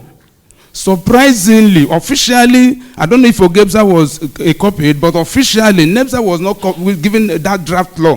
But when we managed to get to the National Assembly, we saw that custom appears not to know that there is an extant law on free zone. So they're coming up with their own law and coming to stipulate regulations for free zones. By the time we digested the custom bill, there are about 15 clauses that are coming up to superimpose on the laws that are already existing for free zones. So for us, we think it's a deliberate attempt to ridicule the free zone scheme. Why make a law for an entity or for a system that already has an extant law? There is OGFZA law number 8 of 1996. There is NEPZA law number 62 of 1992. Still not repealed. And customs want to amend their law and want to take ownership and functioning of the free zones. Please, let's look into this. We will do quickly on the other points. Thank you, sir. In practice, custom will always give us instructions verbally, and these instructions have far-reaching effects on the operations of the people, usually through clearing agents. Now, we want to appeal. Is it something that has been given to them that there's no export today? Tell that investor not to export. Not in writing. If you have any legitimate issue to raise in the operations of any pattern in the free zone, we want to appeal to customs and please put it in writing so that we can take it up with you. Most times we hear from third parties that customs say this good, you know, go. It becomes difficult for you now to know where to go. Landing certificates, as we speak, NEPZA and OGFZA, customs, and the zone managers, our operators, are stakeholders. But the landing certificate that comes into the zone, NEPZA and the zone managers don't have copies. We appeal that landing certificates for cargoes that are made for the free zones, you made in 3 copies so that when it is signed, both parties will have their copies. From experience, particularly for those who are doing export from the free zones into the custom territory, we discovered that in most times, the valuation officer, who is usually at the custom command, who comes to value the goods that will be exported into the free zones, may be a junior person to the head of the customs in the zone. And so when he does his valuations, the zone custom personnel, who is the head, now he say, that is my senior, that's my junior, he should have consulted me. So we discovered that between valuation officers and custom personnel based on the free zone, there is no synergy. We want to appeal, let that synergy, please.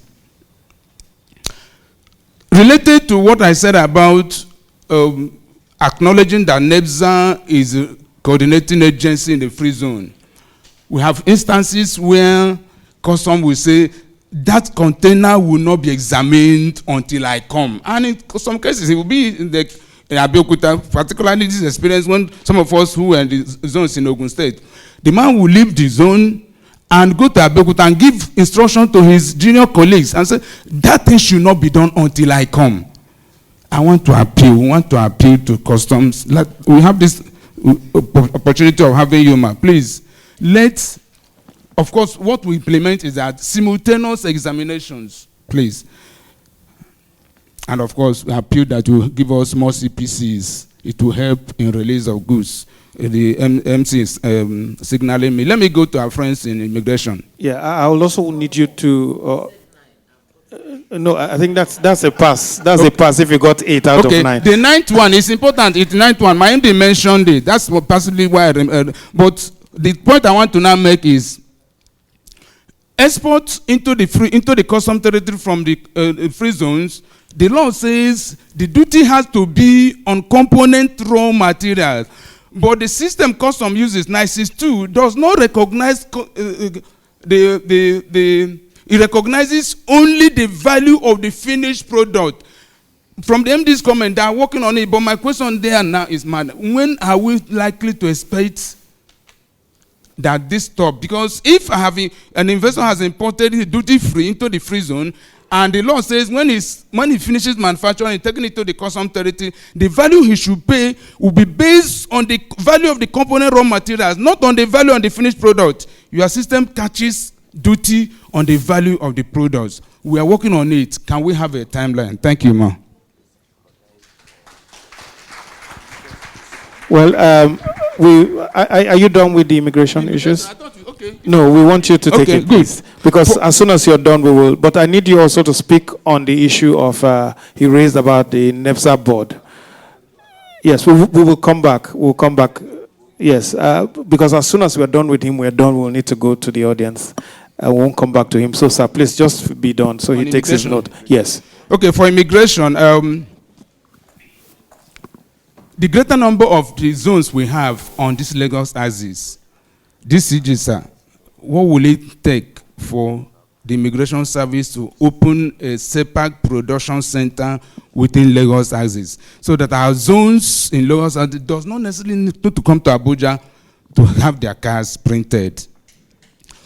When our people pay for SEPAC cards and the SEPAC cards have not been produced, they are given temporary receipts to show that they have paid. Our observation, our experience is that when you, and it's not their fault, they have paid, but customs, immigration and the printing company has not printed the SEPAC cards. But when these people use the temporary cards that have been stamped by immigration, when they get to the airport, your men at the port extort and terrorize them. You are mentioning about people who illegally move from the zone to the custom territory. Our experience has been that even a immigration command in Abuja, immigration facilities are given to people who claim to be free zone operators without a letter from the free zone authority. So, if anybody can come up and say, I am a free zone person, without you authenticating that by a letter from either OGFZA or NEPZA, you issue them immigration facilities, there's bound to be abuse of the system. You have mentioned processing time for our documents. Please, if the time can be reduced. The last thing I want to mention is STR visas subject to renewal within 3 months. We appeal that it be extended to 1 year. Thank you, sir. All right, we will still take a few, still taking comments. I am deliberately coming to the two of you before going back to the audience. That's why we will need to take. I know that OGFZA has some things to say, and then we'll come to Dangote. Let's start off with OGFZA. Okay, thank you for your opportunity. On the issue of bond, I think we have a little different experience. I'm not sure you need a bond to move goods into the free zone, whether by air freight or by sea freight. I don't know. There is no need of a bond. But if you bring goods into the free zone and you now want to take it to the customs territory before duty is paid, then we have an MOU with Nigeria Customs Service where our clients can place a bond and they can move those goods without payment of duty and perfect the bill of entry within 14 days. And that has worked very well for us in all our zones. So we don't have a big problem with that. On the issue of FOU officers, they have even introduced compliance officers. They've introduced customs police. So sometimes when you want to move goods within one location to the other, we now have 3 different units of Nigeria Customs Service that we need to do the escort. So if FOU is ready, compliance may not be ready. If they are ready, the police, might not be ready. The customs need to look at this and streamline this movement, because dealing with 3 units just to move goods within maybe a particular location, maybe one terminal to another terminal, dealing with 3 agencies can be very, very clumsy. I know the FOU officers, DCGMA, they used to tell us that they don't report to any controller. FOU officers say they don't report to a controller, that the controller is always not in the command. For example, at Port Harcourt National Airport, we have FOU officers. They don't report to the controller at the airport. So if you have an issue with the FOU, you have to go to Owerri. That is where the controller of the FOU is so that I need to streamline the reporting line so that all those who work within a particular command, at least the controller should be able to have, a role to play. Yes, oversight on them. That is always a problem. Now, for physical transfer into the free zone by sea freight, we want to appeal to the service that if there is a change in policy, they need to let us know so that we can discuss it. Because recently, we have been told that you have to make declaration. You have to fill an IM7 in ISIS2 for movement between the quayside to the stacking area. And what if the network is down at that time? And in our oil and gas free zones, our clients need their cargo very, very urgently on the rig. So there is no time. In fact, the reason why they have come to the free trade zone itself is because of the cargo fast track that they have been promised. So if there is any new procedure that appears to be slowing down their speed of operations, they are bound to complain.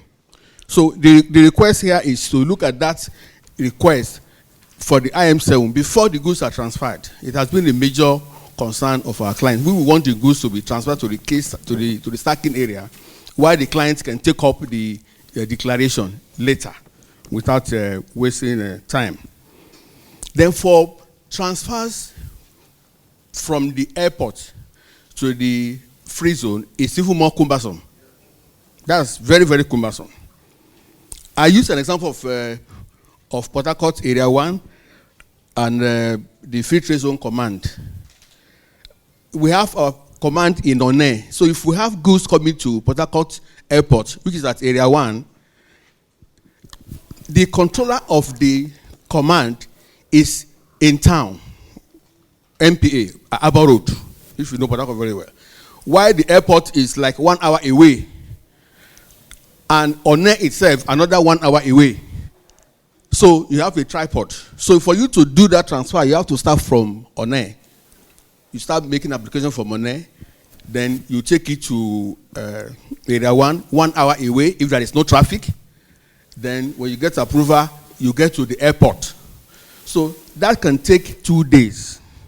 So it's not looking as if it is even easier to process those goods outside the zone than to bring it into the free zone. Because if you have goods to clear at the airport and you want to pay duty, you can actually do that in hours, not in days. But in this case, we have to go through almost 3 commands to do one particular transfer. So that's another area that we like to be harmonized. Now, on the you will need to summarize the remaining points. Yeah, just one point. For immigration, for us, I explained also a little different because we have a SEPAC center in One, so we don't have to go to even Port Harcourt to get to SEPAC. Thank you. All right, we'll take Dangote. Thank you very much. On SEPAC again, he spoke about it, so did he, and I aligned very strongly with their views. If we have a SEPAC producing center just around us, it will aid our operations. Somebody spoke about the need for service level agreements. I couldn't agree.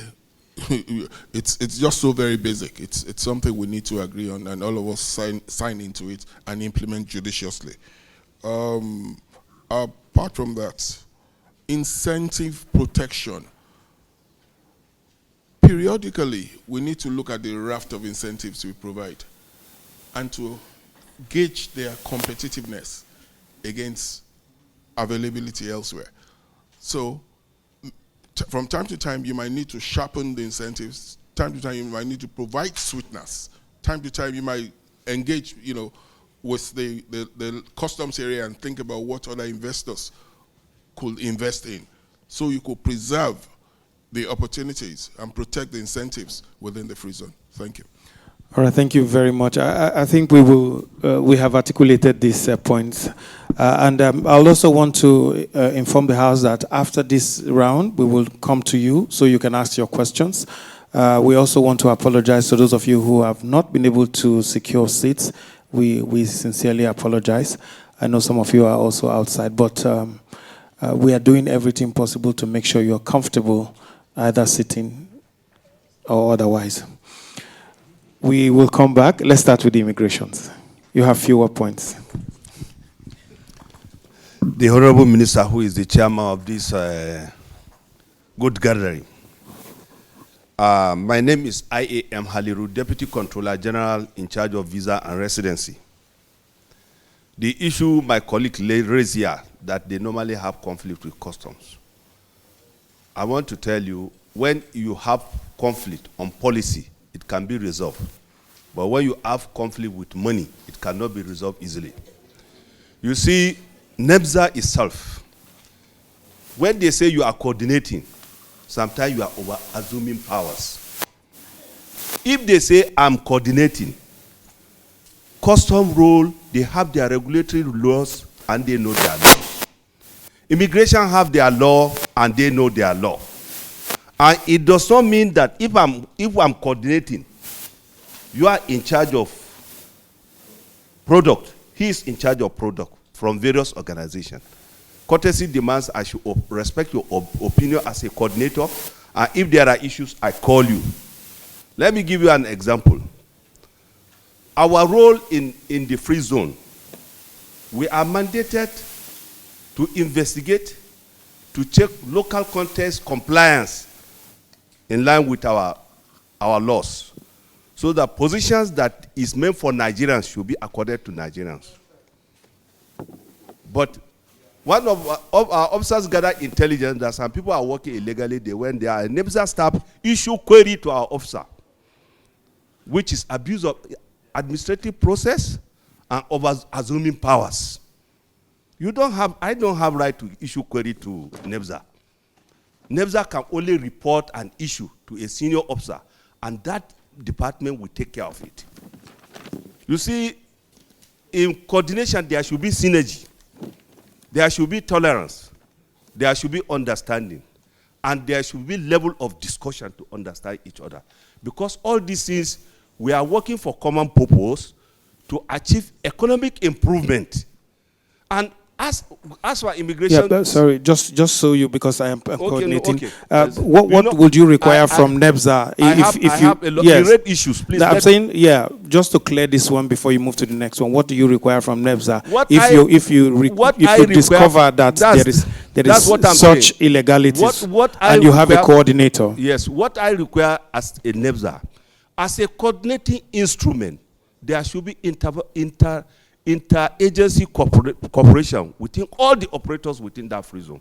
2, there should be weekly meeting, brief, to understand what is happening in your directory, what is happening in your section, what is happening in your, what are the issues. You put up your head together and solve common problems.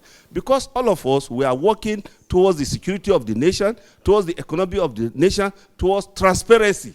Yeah, but would you see it as disregard if there is a coordinator and somebody says, because I'm a custom officer, I just go into a free trade zone and just operate without respect for the coordinator? Is that okay? You know, sir, what I want you to know, any officer that goes out to any place and is not posted there is an improper officer. And whatever work he's doing is illegal. I'm DCG in charge of visa and residency. All free zones are under me, under the controller, and it's under me. I cannot just stand up and say I want to go and import Ogun State or immigration officer from Lagos Command. We say he's going to Lagos free zone to go and investigate or to go and inspect or to go and carry out any inspection or to check document. It's wrong. That's illegal. It's not a proper officer. But officers who are posted in that free zone, in all the free zone, our officers are posted there to offer services. And these services should be free without interference, whereby government regulations, government fees are paid, go to the bank and pay it. If it is password, if it is SEPAC, go to the bank and buy the facility and bring to us. That is it. On this, yes. Without due respect, let's not mix two things. Let's not make. I will give you 30 seconds to do this. 30 seconds. NEPZA, OGFZA, Immigration, Customs are all Nigerian agencies. What we are saying, in this enclave called free zone, if you pick up any intelligence and you want to go and investigate, tell the NEPZA person, this is information I have. It is possible that you picked up the intelligence, and when the NEPZA man got the report that the report is that you came to harass him because you did not carry the coordinator along before you went. Is there temptation for him to issue the query? With all due respect, sir. Excuse me, please. I want to tell you. I believe we are on the same page. We are on the same page. Yes. NEPZA, I stand on my feet that NEPZA don't have right to issue query to any of my personnel, to any custom officer. We are a regimented organization. We carry out regimented duties. And our trainings, we have standard. The type of query you give, we cannot see it as a query because we have procedure. But what is there? Let us move on. Please, let us move on. I think you should move on. Yes, sir. Yes, you don't have a right to query an immigration officer. We have a coordinating kind of situation. That coordination that you see in that act, the act is very potent. If you've read that act, it's one of the most beautiful, one of the most potent economic development laws that we have. The coordinating aspect makes the free zone, and it's only the free zone in Nigeria. No other area has it as a one-stop shop. You don't have to go anywhere else to finish what you want to do. Why we are here is to make that one-stop shop very efficient, working together with ourselves. All those small issues we will resolve.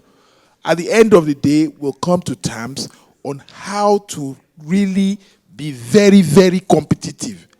We have a problem. The problem is right now, Togo, Benin, and Ghana. They are developing massive free zone areas. And the only target is Nigerian market. So we must make ourselves very, very efficient. That is why we are all seated here. That's why we must digitalize. We must handshake with customs. And the way we are doing it, the minister gave us an approval a few months back. We're on the second level of it. And the way we are doing it, we have asked the zones themselves, what have you done? You said Lagos zone should tell us what they have done. They have a very robust ICT regime. We've met them. We've worked with them. They've looked at what we have. We're looking at how to handshake. I think within the next 6 months, I think, Dinesh, you are sending that guy to us. So we are going to have something that you need. So what we need to do here at the end of the day, it's not all these issues. We will resolve it. We're always resolving issues with customs and immigration.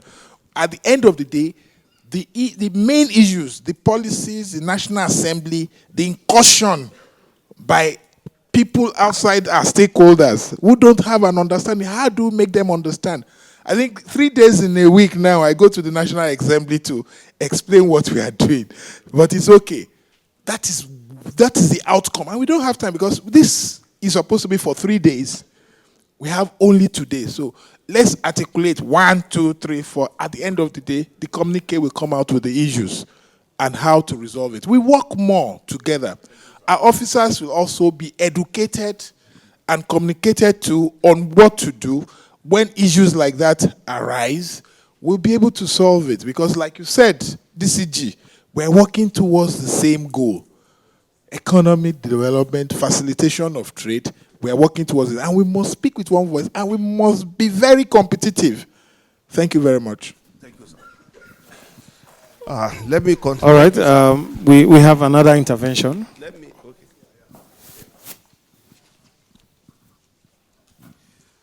Thank you very much. I like to align myself with the position of the MD NEPZA. Coordination is not competition or any agency trying to exercise power. It is about cooperation, and it is about one government.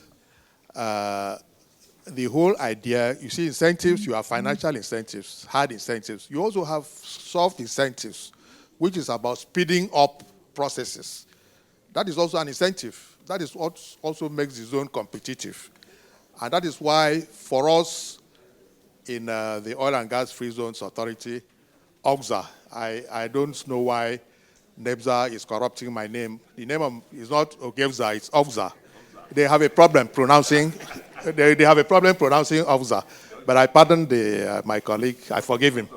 So OGFZA, what OGFZA did, in line with that policy of one government and one stop shop, was to enter into service-level agreements with customs, with immigration, as Mr. Jai, my GM operations, has stated. And it was very clear. It made things very easy, very smooth. We said, requests come in, we'll deal with it within 24 hours. You also would have to deal with it within 24 hours. And so what we need as from these exchanges is to even harmonize the processes, the way we carry on under OGFZA and the way NEPZA carries on. It is important. Because for immigration facilities, nobody goes to immigration directly. The applications are through OGFZA to immigration. And if there are any issues, the licensees go through us. So we ask as the enabler to make sure we speed things up, and this issue of one-stop shop can be dealt with. So it is the same thing to the other agencies, immigration, customs. If they have issues with licenses, they pass through us as the regulator. So that way, it is seamless. So I just want to say that this coordination, which is also in my Act Section 5, is about cooperation, and it's about one government being the enabler, making sure things would work well, the process would be sped up, or else what is the difference between the free zone and the customs territory? Thank you. Thank you, sir. So we'll go ahead and speak to the issues quickly. Yes. Please let me appreciate the two speakers, the MDs of the two zones. I appreciate you. The issue of, he raised one issue, which is a query observation that expatriates within the zone, they need letter from NEPZA. First of all, we have our standard operational procedure. And before we grant any facility to any expatriate, those standard procedure must be in tandem with our rules and regulations. Number one, anybody who is from free zone who is applying for any facility must come with a valid passport, STR visa, or any other visa. Then we look at it. If it's a critical issue, we grant it. And three, before you apply, we want approval. That is that license. We must see the license. If we don't see the license, we cannot issue facility to you. There is no way. So those documents must be there in tandem. So what we are saying, sir, we look at those things, and NEPZA office write to us, and we grant the facility. The issue of saying we delay, as the MD Lagos Free Zone is here saying, that some documents stay for 120 days. I'm in charge of visa and residency. All expatriates in Nigeria, I grant their facility to reside in Nigeria. I give the approval. I issue separate card to them. And I coordinate all their work. But the issue is we have timeline. My own office timeline is 3 minutes to every file because of ease of doing business. If you process your file and they didn't take it to us, then automatically it cannot be processed. And I know other free zones can never complain. We have been meeting up with the timeline because we know we are to improve the economy of the country. We are the gatekeeper. We are the image makers of this country. We are the first gate liner. So we have to deliver effective and efficient service delivery to foreigners and Nigerians. And that is very critical at point of arrival. So that letter you are saying is very important. We will need to run through, yes, but there's a quick intervention. SEPA Production Center. Just one thing, what I mentioned about 120 days or 150 days was in the past that we were facing it. But with your intervention and the controller's intervention, that time has come down.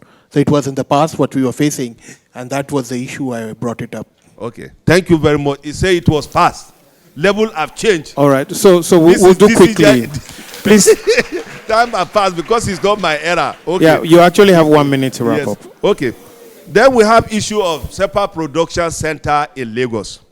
We have SEPA Production Center in Lagos. But all of us here, our security of our nation is very critical and very paramount to all of us. We don't have any nation more than Nigeria. So we should not abuse facility. Companies that they are here operating freely, they can go to Lagos Command and process. Lagos Free Zone is a zone for economic improvement. It's a zone that must be secured for expatriates to invest and also employ Nigerians so that they can have window for employment. All their facilities, they must channel it to Abuja for security reasons because there are checks and balances. When you look at it, our persons who held all the free zones are assistant controller and deputy controllers. Please, can you stand up? Let me see you. How many of you are here? Almost 2 of you are here. Okay. Or 3. No, there's supposed to be only 2 of you are here. Sorry. Only 2 of you are here. All right, there are 2. There are 2 and they are complete. Okay, please. It's only 2 of them, they are here. Then they have controller in charge of free zone, who she is working under me directly. Stand up, controller, free zone. That's controller Dakar. She's in charge of free zone affairs. And all things that come, honestly, in tendon, all expatriates working in free zone, they will tell you they don't have any lacuna with immigration facilities. But it is a right time for us to appeal to NEPZA. Every organization is structured, and everybody have his mandate. Security is a collective responsibility. There must be synergy, but don't claim supremacy. We have our laws and we have our guidelines. All right, I think you've made that point already. Wait, let me tell you one thing. Yeah, but time is of the essence. In every company, if there is expatriate, there should be Nigerian understudying them. I will let my people know this. There should be Nigerian understudying any expatriate that is working in expatriate zone. And there are professions, there are some jobs that should be strictly named for Nigerians. And it is duties of officers who are posted there to be mandated to check this thing. So if they cannot come to them to discuss this thing. Anyway, thank you. Sorry, it's very interesting, eh? Yes. Unfortunately, we can't have it all. The free zones, like I said, yes, in Nigeria, yes. The free zones, like I said, is like a country. It's something, if you know the concept, the way it started, it's like bringing Germany here. Giving them everything to come here and telling them they're Germany. But they have to be within Nigeria. So yes, all those local content and all that is desirable. But because you can't have it all, the free zone has special laws that we may not like, but that will be competitive with the way they are doing it elsewhere. So if we strictly put all those, we must understand. We want, if they like, let them bring everybody there. But as long as they employ our people, and then the transfer of technology we will naturally get. But we cannot make and enforce those laws that will not make them come. Free zones, you must have it at the back of your mind. It's like a country within a country. Thank you. All right. Yes. I think you have made your point. Thank you very much. We'll go to customs.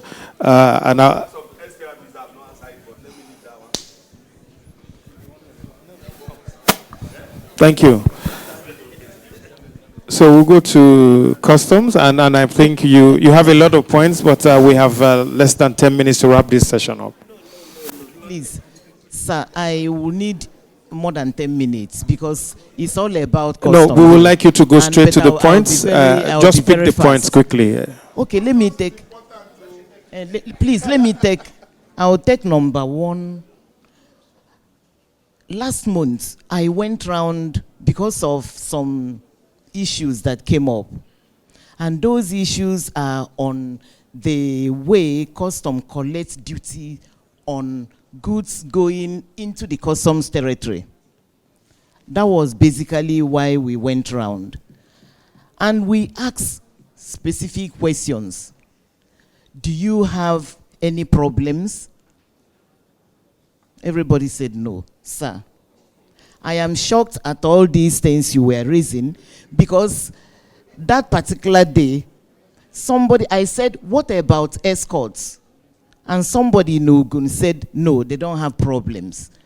And somebody from your zone got up to say, the only problem they have for escorts is when they fail to document on time. That was what the person said, one of your people, not customs. Because I want to know the problems. I want to know why Nigerian free trade zones will not work. If it's something that has to do with customs, then we tackle it. And the last issue you raised, which MD also mentioned, was this issue of collecting customs duty. We have addressed that. Very soon, you are going to have a very robust procedure for the collection of duty, which will be embedded in the system. It will no longer be done manually.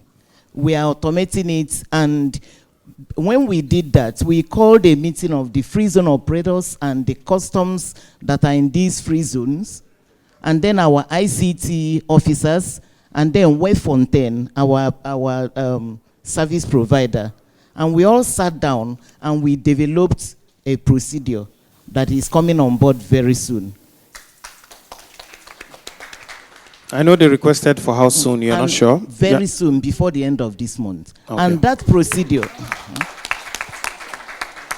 procedure will take care of your trade secrets. Because we came to realize that the problems that the enterprises are having, when we tell them we want to know your business process formulas to put it in the system, they are afraid that their competitors will see what they are doing. But we have developed an app that will capture whatever you're bringing in on IM 70979. It will have a database that will be tapped into when you now make a declaration, because we know that when you are producing or assembling goods in the free zones, there are local content addition. It's not all about raw materials from outside on import. Some of them are locally sourced. So we are taking care of all that, sir. Very soon they will have the app, and when they make their declarations, the only time custom officers will go for physical examination is when there is doubt.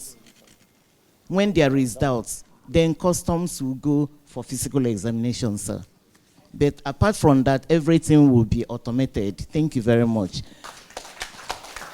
Then, sir, you did talk about that custom is trying to bring up some laws that superimpose. Sir, I don't think this is correct. I was a member of the review committee. I was there when it was being reviewed. And of course, everybody wants to take care of his own house.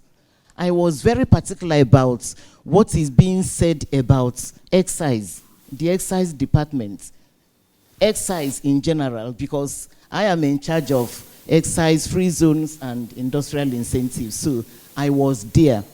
Custom will not do anything like that. Custom implements government fiscal policies and interprets them. Any policy that has to do with trade, we are there to interpret and then implement it. But we have our own regulations. Answer. The problem about the free zones is that of understanding. I want to show you something, please.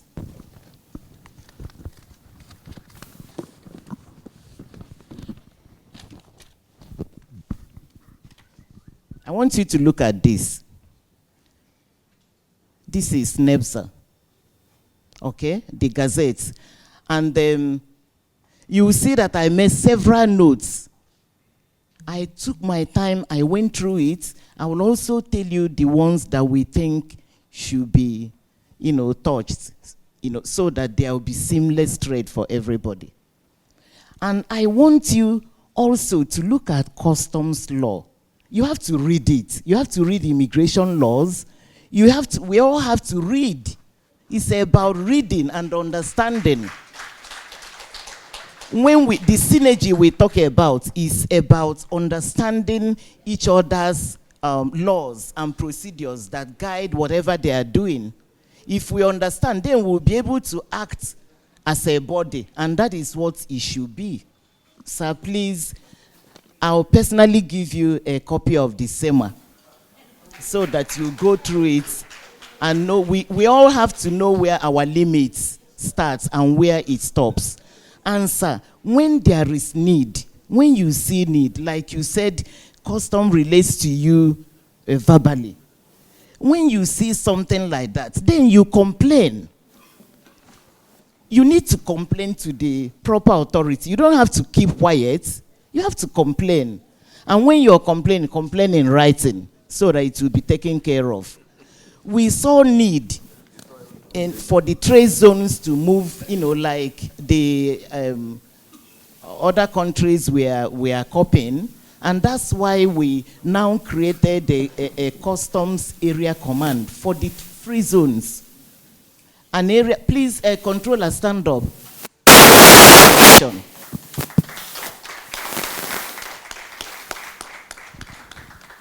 Incidentally, she was among the officers that were trained when customs started automating our processes. She was among the very first. In fact, she taught me as Sikuda. And that was as far back as 1998. And then we started the implementation in 2006. She was in the forefront. That was why when it came up that we need somebody to go to, in fact, I was the one that said we need an area command for the zone for proper identification. For proper administration, so that we'll remove all these clogs that we are talking about. So that's why we created that area command. It's already domiciled, not that it's going to be domiciled. It's going to be at the Lagos Free Zone. They have the space for the command. And we put that in writing. I signed the letter to my MD that we have done this, and he responded that he received. I have the acknowledgements. Okay. So, moving forward, I said I'm going to be very fast. We have talked about giving verbal instruction. NEPZA coming up with, okay, we have talked about that. And then bonds, sir. Please, we know, and everybody here should know, that the free trade zones are a different entity. They operate different laws other than the laws that guide Nigeria. We in custom know that very well. And that is why we make sure that all the stops, all the checks that happen to general goods on imports are not done in these free zones. Answer: if and when a free zone imports their raw materials, if they start documentation on time, you won't tell me that there's not, we don't have enough escort officers. It is only when you now come, I want this transfer to be tomorrow. There are other requests for goods going to other places. We have inland containers. Some are in Kano in the east, even in Enugu where I came from. We have. So there are always requests. So you have to make don't wait for your goods to arrive before you start making those requests. That is what we call timely documentation. Once you do that, you won't have any problems. And you talked about delay at the examination. Like I said, all these are going to be taken care of as soon as the automation is in place. Custom will only inspect the goods that they have doubts about. As soon as this automation is done, it is only when you won't see people every time they will call for examination. No, we are going to, and very soon, pass that era of physical examination, and then, all those stops is going to pass very soon, sir. And landing certificates. I agree with you that NEPZA is supposed to have a copy of the landing certificates. It's actually supposed to be, one should be for NEPZA, a photocopy, a copy is for NEPZA. We will take note of this, and a copy for the area command, and a copy for the office from where the transfer office, from where the escort officers came from. We will take care of that, sir. And what again? The valuation coming from... Is this going to be a standard procedure change, or is just of course, a standard procedure, it? Yes. Okay. And then you talked about valuation officers coming from the main area commands. It will no longer be necessary because you are having an area command and is going to carry the paraphernalia of a proper customs area command with valuation officers. I think I've taken care of all your issues.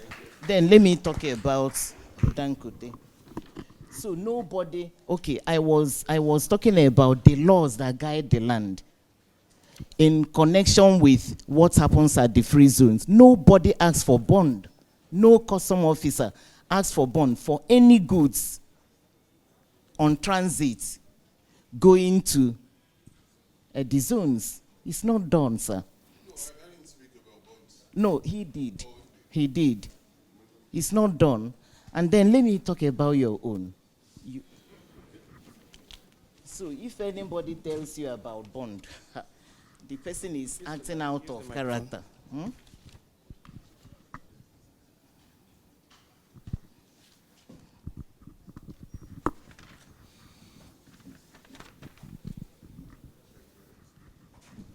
Okay, on oil and gas. Okay, you said there is no bond. You said it. Oil and gas said no bond. And there is no bond because we are talking of another country. Okay, let's move to the issues, the other issues that we are not talking of have contention. What we do in Nigeria. Okay. Where we are taking goods to a bonded terminal. Those people, those are the ones that need bond, not when you are moving goods to a free zone. Please take note of that. Then on escorts, you talked about harmonization, compliance team, FOU, police. All of them cannot go at the same time. It's not done, sir. So what we are saying here, make sure you apply on time. Just apply on time, and the escort officers will be there for you. Please. Transfer by sea freight. Okay, movement from the key side. We have in custom what we call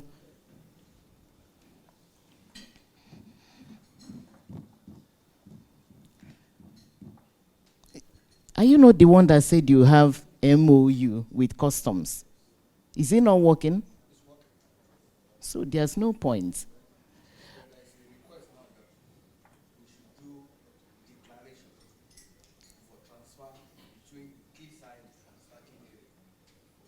Okay. We'll look into that. All right.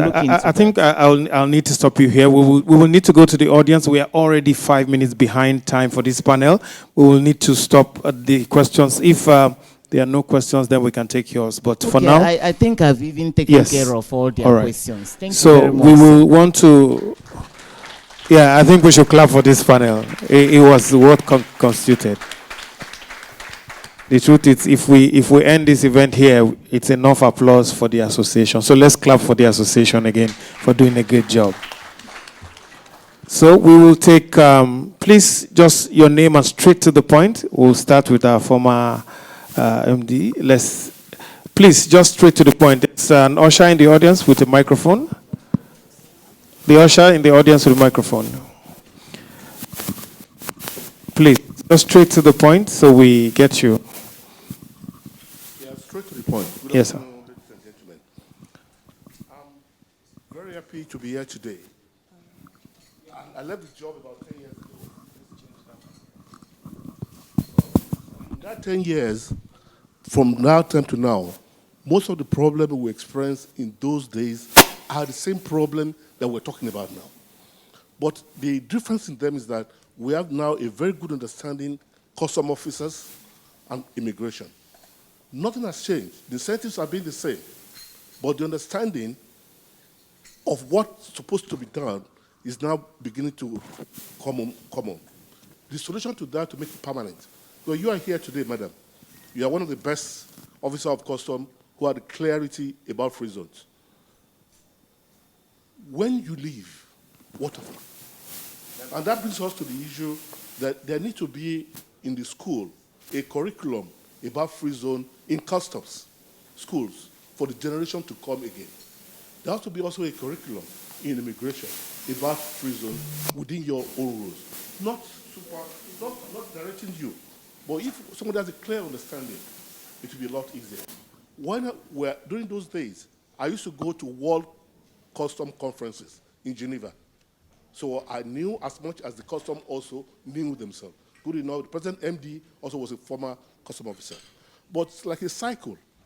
Each time we have a good understanding custom officers, another time we have a period of people who do not understand. And this problem comes back again. So I do not see much of a problem. I see progress. Honorable Minister, during your period, you have done so well within this period of the last 10 years compared with working. And a lot of improvement has taken place. But we need to now document them and make them permanent. We need to have this free zone taught in schools, in custom, taught in schools, in immigration. And immigration also and custom need to come to NEPZA and also deliver lecture among the staffs. All right, thank you. I'm not finished. This is very important. Yeah, but we will need to do this as quickly. I saw the past and I'm seeing the present. I'm better to hear from me. I'm a consultant to some of these zones also. And also, the most scary part of this process is after. Not all this we're talking, these are in-house problems. There are bigger regional problems that after is may create. Except for the intervention of the Honorable Minister, all this we're sitting down here will have been a waste. If we need to attend more meetings of after, we need to have officers in after, we need to be there where they sit down. Nigeria is the largest among all the countries in after. And all this effort we're making here will be a waste. If we did not sit down in after and monitor exactly what goes on, you will not be able to sell a single thing. In OGFZA and NEPZA, we will not be able to have an advantage of after if we did not participate in what is going on in African Free Zone area. We need to follow the minister and continue to pursue and insist. If today Nigeria says after it's not working, it will not work. But if we don't participate, in the office in Ghana, where the last conference, a lot of people came, they were still looking forward to Nigerians to participate. But there's no single staff who is a Nigerian in NAFTA office. At the top level, sir. At the director there. Director level. To feel, that's what I'm saying. I mean, let's all, we're not feeling. But we need to participate, sir. The incentives and programs and all that goes on. If you feel our position, I would not say that, no, I did not say any Nigerian that I know. But it's important we continue with that and also protect the interests of Nigerian Free Zone in NAFTA. Thank you very much, sir. Thank you. I think there's a hand at the back with suits. Just information, okay, information there. NEPZA, through the very good innovative ways that the minister does things, the minister approved for the establishment of the Special Economic Zones Training Institute in Kano So this is to take capacity development for all stakeholders, not just for NEPZA staff, but all stakeholders. And interestingly, AZO, the African Special Economic Zones organization, is also adopting this institute. Thank you. All right, thank you, sir. We'll take 2 more questions. There's one at the back, and then there's one in gray suit here. Thank you. Good afternoon or good morning, Honorable Minister, MD, everybody. Excellent meeting. First platform of this. Please, can you go straight to your intervention? My name is Emeka Ene, Empower Free Zone, Enugu Industrial Park in Enugu. My question is in 2 parts. First is, a number of our potential free zone enterprises have been doing business informally in West Africa. And the challenge is that there is no scope, no provision for cross-border trade in terms of being able to move their goods from the free zone to a fellow African country. Now, they're able to do this between China and Dubai. So it's a very circuitous way to get to an African country. They actually move their goods to Dubai, and from Dubai, they move it to the African country. It's strange. So please, is there a mechanism for creating cross-border and encouraging cross-border trade, whether it's under the African Free Trade Area or whatever? It's very, very important. Second is, with free zones that are located up-country, the states still do not quite get it, of the independent nature of free zones. So when a government changes from one state governor to another state governor, we get serious interference. We want to appeal this time to NEPZA across the board, a way in which we have a voice to be able to address and emphasize the fact that a free zone is a free zone, irrespective of the government that is in power. Thank you very much. All right, we have, okay, go ahead. Thank you very much. My name is Chibuzo Ekwekwo, and sorry, let me take this off. And I'm General Counsel at Enyimba Economic City Development Company. Mine would be to... If you speak to the microphone, we'll hear you better. Yes, hello, yeah. Okay, my name is Chibuzo Ekwekwo, and I'm General Counsel at Enyimba Economic City Development Company. Mine is to point to, first, a challenging provision in the free zone regulations. I've seen it in ours and in one or 2 others. A regulation in this body of rules indicates that the validity of every operational license is only for 1 year. I'm a lawyer before I came to this free zone enterprise, and I sat in many rooms dealing with due diligence by international companies on doing business in Nigeria.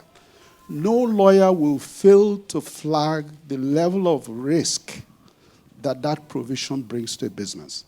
A business is investing $50 million or $100 million in Nigeria. It has a 10, 15 years, return period. And then the law says that the validity of the operating license is for 1 year. And the headache of trying to explain, we have not revoked before, we're not going to revoke, and all of that.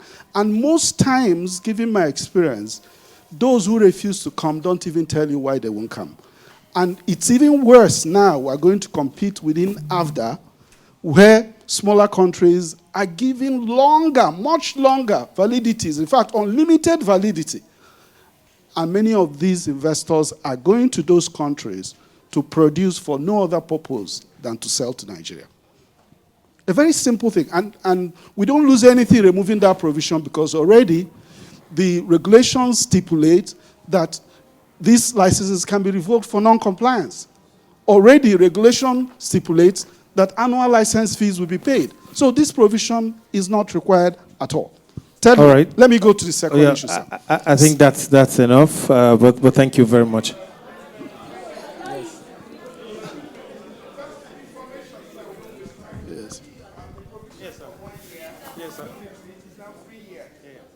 We've expanded it, and it's a continuous process for us. It was 1 year before I came, right? Yes. I agree with you. 1 year doesn't make sense. So in the interim, we said, okay, let's have the licenses 3 years. Of course, we want you to file returns and renew it every year, but your license is actually valid for 3 years. But going forward, I don't see any reason why a license should be renewed every time. Thank you, sir. That's where others are. That's where our competitors are, sir. We've moved from where you are. Also, thank you, We've sir. moved forward, and we are going to do better. Thank you, sir. And that's why we're here. We want to get your feedback Prof. Thank you over so what much. we've done. Yes. If it's not okay, we will do better. Thank you, You sir. are in charge. It's for you. Very, very quickly, sir. Just two things. Yeah, Very quickly, sir, if you will permit. Very quickly, sir. Okay, Yes, all sir. right, but be Sir, fast, if we please. recall, the CJ of Customs did mention the sensitivity to intellectual property issues in terms of submissions. I would please also urge NEPZA to look at some of the requests for feasibility studies and all that. In some industries, like the IT or some of them, where intellectual property is serious, businesses based on very simple ideas that anybody can replicate. You can't be asking them to give you their full feasibility study. It's a no-brainer that would discourage them from coming. And so we need to think of different ways. I know what NEPZA is trying to prevent there is to make sure that businesses come and do exactly what they say they will do. And there are other ways of doing that, and that's a discussion I'm prepared to have outside of here. And then thirdly, sir, as we try to compete, no, sir, very fully, as we try to compete, sir, as we try to compete internationally, we should, as a group, sit down and take a second look at our alternative dispute resolution mechanisms. Internationally now, every country that's competing is beginning to look at this. Investors want neutral and independent alternative dispute resolution mechanisms. This is very important for us, sir. Thank you, sir.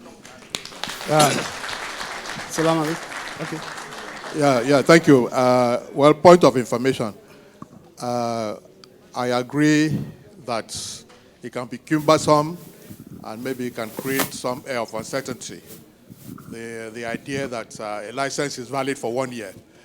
But the flip side of this is that if you give a license and a licensee does nothing at all, because that is why we also ask for annual returns to be submitted. And as regulator, we will then review the annual returns to see whether you have added anything to the economy. It is not that a license is just issued for the sake of issuing a license. So there's a flip side. So for us in the Oil and Gas Free Zones Authority, to balance things up, even as we are also looking at the extension of the validity of the license, to balance things up, we took steps to ensure that it would only take 2 days. 2 days when once all the requirements are made, you've submitted the annual returns, you pay the renewal fees. In 48 hours, the license is renewed because you are already a licensee. But we also have an obligation to check did your activities in the last 1 year, what contributions did you make after going through your annual returns. Federal government should not just provide these incentives for nothing and get nothing back in return. Thank you very much. Assalamu alaikum. Okay, Mr. Nitim Shah, we'll have your intervention. Hello, I'm Nitin Shah from SPFL Gas and Petrochemicals Free Trade Zone. One of my suggestions regarding the issue of the license, operating license, is that I agree with OGFZA MD that license is issued subject to scrutiny and other things. My simple suggestion was that in the license, the wording expires on 31st of December should be replaced. Instead of that, it should be mentioned that license is subject to renewal. This was a very simple suggestion because suppose if the organization is formed, a free zone enterprise is formed in the month of November, license is issued on the 31st of December, then the foreign investor, we are discussing with a technology partner in, like say, Japan for fertilizer plant. Yeah. So they says that how can you are talking about a fertilizer plant for 25 years and your license expires in the 1 month. So my simple suggestion, like this Corporate Affairs Commission license, RC license is a permanent. and there is always a mechanism to revoke it. But, and it should, instead of the expiry date, it should be mentioned that license is subject to renewal as per terms and conditions. That's it. So that will not give a wrong message to the business world, and it will also not hamper the business communities. Okay. Thank you very much. Excuse me? Mr. Nick? My name is Omar Rabiu Dansuleka, the past president of Kano Chamber of Commerce, Industry, Mines, and Agriculture. I first and foremost highly appreciate the effort of the professor on the Nigeria Prisons stakeholders engagement today. And I highly appreciated what the speakers have made today, the custom, the immigration, and all the others, for what has been said about what to promote pre-trade zone. And these things is very important. That is why I, from Kano, feel we must come and talk about whatever is important for the growth of NEPZA, Nigeria, and all the people that are in the area. First and foremost, I would like to make some suggestions that the Kano pre-trade zone is one of the biggest pre-trade zones we have in Nigeria. And for over 20 years, less than 30% of the Kano pre-trade zone is working now. And I appreciate what the professor has been doing for the past 1 year and the discussions we had with him about what to promote Kano pre-trade zone to start doing work within the shortest possible time before the end of his tenure. I would like to suggest that what the immigration and customs say they are going to do is very important and should please try as much as possible to ensure what the customs say will be done maybe this month should be done within the month, because she can remember me as the past president. We had discussion with them over 10 years ago, and most of the things have not happened. So please let us try as much as possible to see that whatever we talk about will be a reality of what is going to happen. Not just say and then it will continue for the next 1 year, it cannot happen. What the professors say is very important, that the NEPZA need return of money, not payment of money from custom. Nobody will ask custom to pay money. Custom can only return money if it is appropriate to do that. So please, I would like to suggest that whatever is required to be done, as mentioned by the professor, the MD, that this should be done. Please, madam, try as much as possible to do it within the shortest possible time. All right, not only thank you, thank you. That is number one.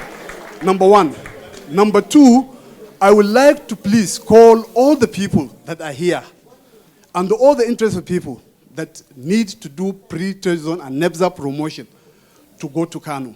Kano has the highest number of people that can do this work, but a lot of people will go to America, we go to UK, we go to so many places. When we bring them, when they come to Lagos, they will say, no, don't go to Kano, they will stay. Lagos is full, and whatever they do here in Lagos must go to Kano. What they are taking from, what they are bringing to do here in Lagos is there in Kano, waiting. Okay. So let us try as much as possible, please, to cooperate. I know a lot of the people that are here in China, in so many places. The traders that are doing business in Nigeria, the largest number are in Kano. All right. But anything production is not. Thank you very much. And I would like to please ask that what we are doing today, we should try as much as possible to ensure that it happens within the latest possible time. I have assured the professor, in the next 3 years, this place will be a reality. All the people outside in West Africa and where they want to do, the best thing they can do is in Nigeria, and Kano is number one. All right, thank you very much. Thank you. We'll take Mr. Nick. Is Mr. Nick available? Mr. Nick, please. We'll take you as the last one for this session. My name Except is Nick. if there is a woman afterwards. My name is Nick Mirpuri. I am Combination Industries Free Zone Enterprise. Proud to be NEPZA RC001.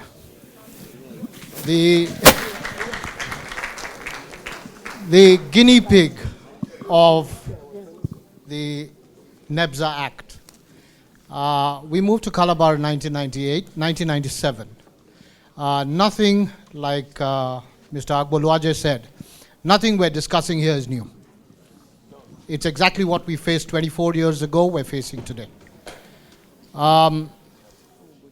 DCG Customs, I started talking about this problem on implementation of the concessions in December 2017. I did not get a listening ear, I'm sorry. December 2017, we are in 2022. And that was the main reason, one of the main reasons why, like Prof said, we actually decided to leave, the free zones. I can't leave Nigeria. I'm a Nigerian. So I can't leave Nigeria. That was one of the main reasons we decided to shut down in September 2020. However, with all the assurance he gave us, we resumed in April 2021, but we're still stuck. We haven't moved an inch. So I would appreciate you keep your commitment to resolving this issue, because every morning when I get out of bed, what I have at the back of my mind is customs going to say, no, don't export today. Don't send anything into Nigeria today. That's the fear I get up with every morning. I'll be honest with you. Immigration has been very supportive. I don't think we've had problems except a one-off. 120, 130 days is too short. Today I have 2 SERPACs with immigration for 364 days. The expatriate is now due to go on his term leave. He doesn't have a SERPAC. We're going to buy a renewal form with no SERPAC card. I'm sorry, it's a one-off. Otherwise, immigration has been very supportive. I look forward to success of this forum, and I look forward to success of the free zone scheme. Thank you very much. All right, thank you very much. This audience is one of the best that I've seen. Okay, we have a woman. Okay, I thought there were no women in immigration. Morning, sir. My name is F.D. Dakat. I'm the controller of Immigration Free Zone, DEX. Just as he has just said, there are times that they apply for resident permit and then the OPL has expired and these things are issued for 1 year. When they are issued for 1 year and you bring an application 2 months to the expiration of the operating license, we look at it that it is like cheating the enterprise by issuing that resident card, which is meant for 1 year, for 2 months. So we call their attentions, and sometimes they don't respond to the queries, and we have to keep it in the office. But I know that since the DCG has come on board, and my humble self, we don't keep any file or any application for highest a month, except if there are no cards, it's a month. But apart from that, it's 2 weeks. A lot of them can attest to that. And the issues are the MD OGFZA rests on the issue of only giving OPL for 1 month. We have issues, 1 year. The issue is that the expatriates don't come the same day. When you give and say by the end of 31st, it is. When somebody comes in July, what happens to that person? Are you giving that person only 5 months? Because the OPL validity is what gives us the validity to give the resident permit. So the issue needs to be looked on, because when I was on tour last year, we went around with NEPZA staff to some of the free zones here in Lagos. We talked about it, and they said that they had finished discussion and that it was going to be 3 years. Up till date, it has not been implemented.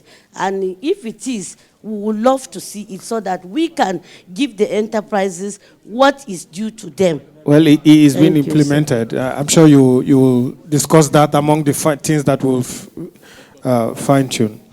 All right, so we will need to go to the Honorable Minister to hear from him a few minutes before we officially wrap up the panel.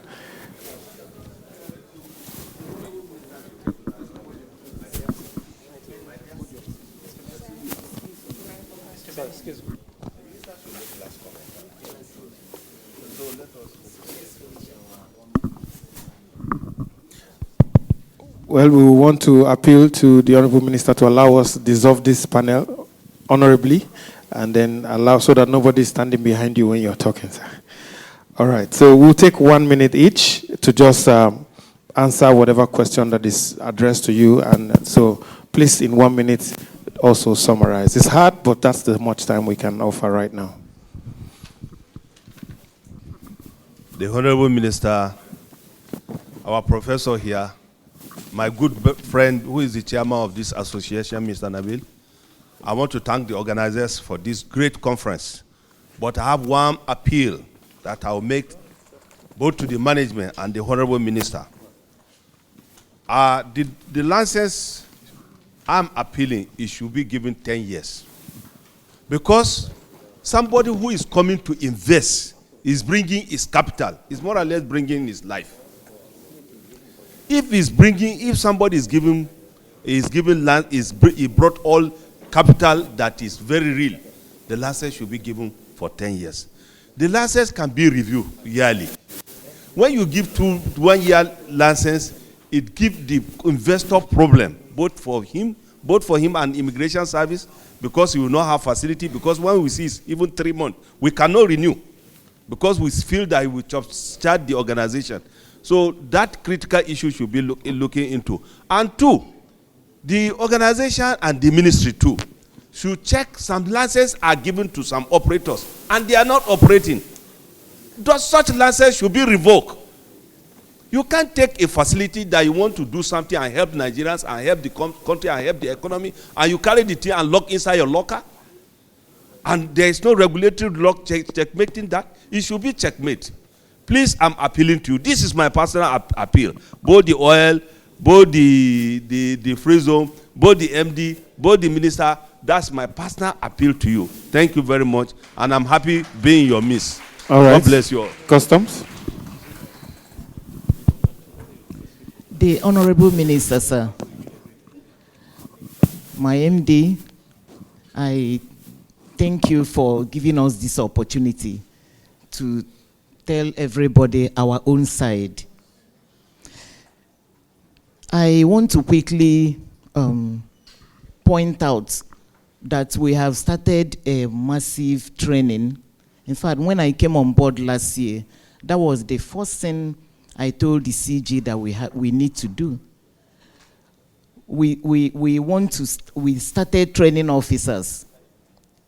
We have started the training, and it wasn't going at the pace that I personally wanted. So I also, that was why I came for that on-the-spot, assessment of the situation.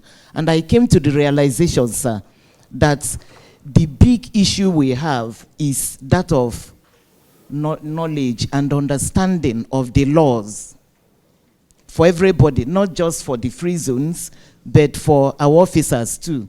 So, training. We are coming round to deliver stakeholders training for the zones. We are coming round very soon, sir. We will give you the timetable. Okay. Immediately after this. Then, this training will bring a better synergy between everybody in the free zones. There are things that NEPZA have to do, please. NEPZA have to hook up to the e-custom single window. On that single window for trade. Other government agencies are there. It will give us a better opportunity for interaction with NEPZA. And in addition to that, for what we have proposed, as the automation for the collection of customs duty, we also need all the free trade zones and all the licensees to be in the portal, in NICES 2 portal. Sir, if you remember, if you open the portal, you will see a drop of clearing agencies. We call them, what is it?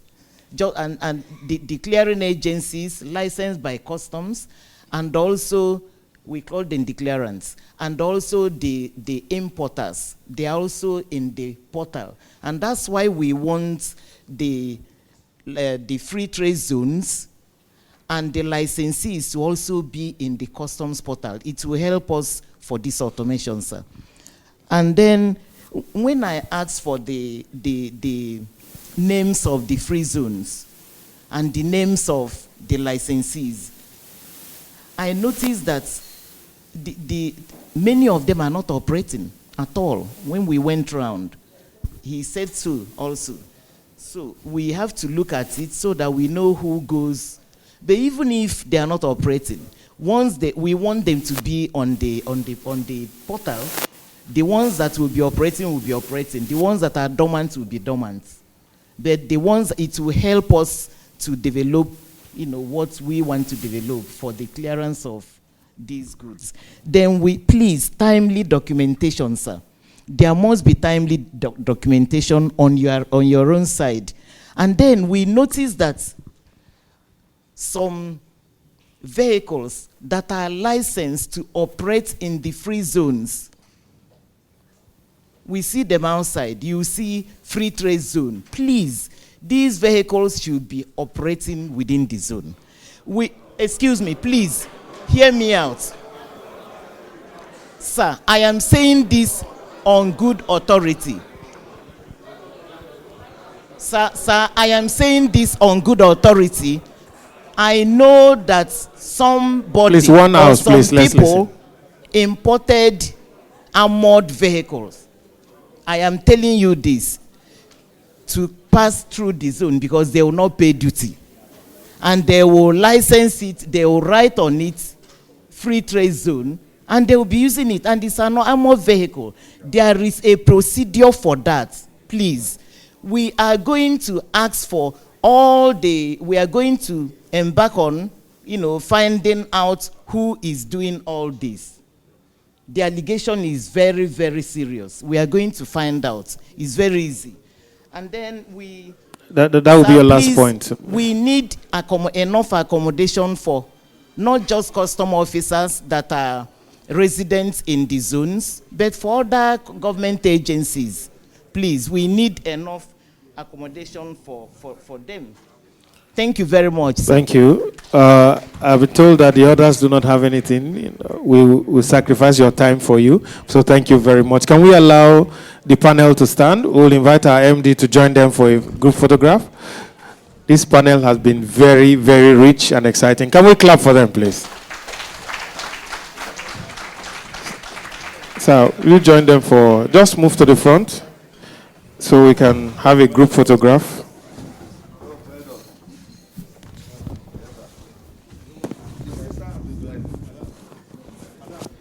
Your Excellency, sir, they have asked that you come and validate this picture, sir. Mr. Chairman, I think you should join too. My chairman, sir.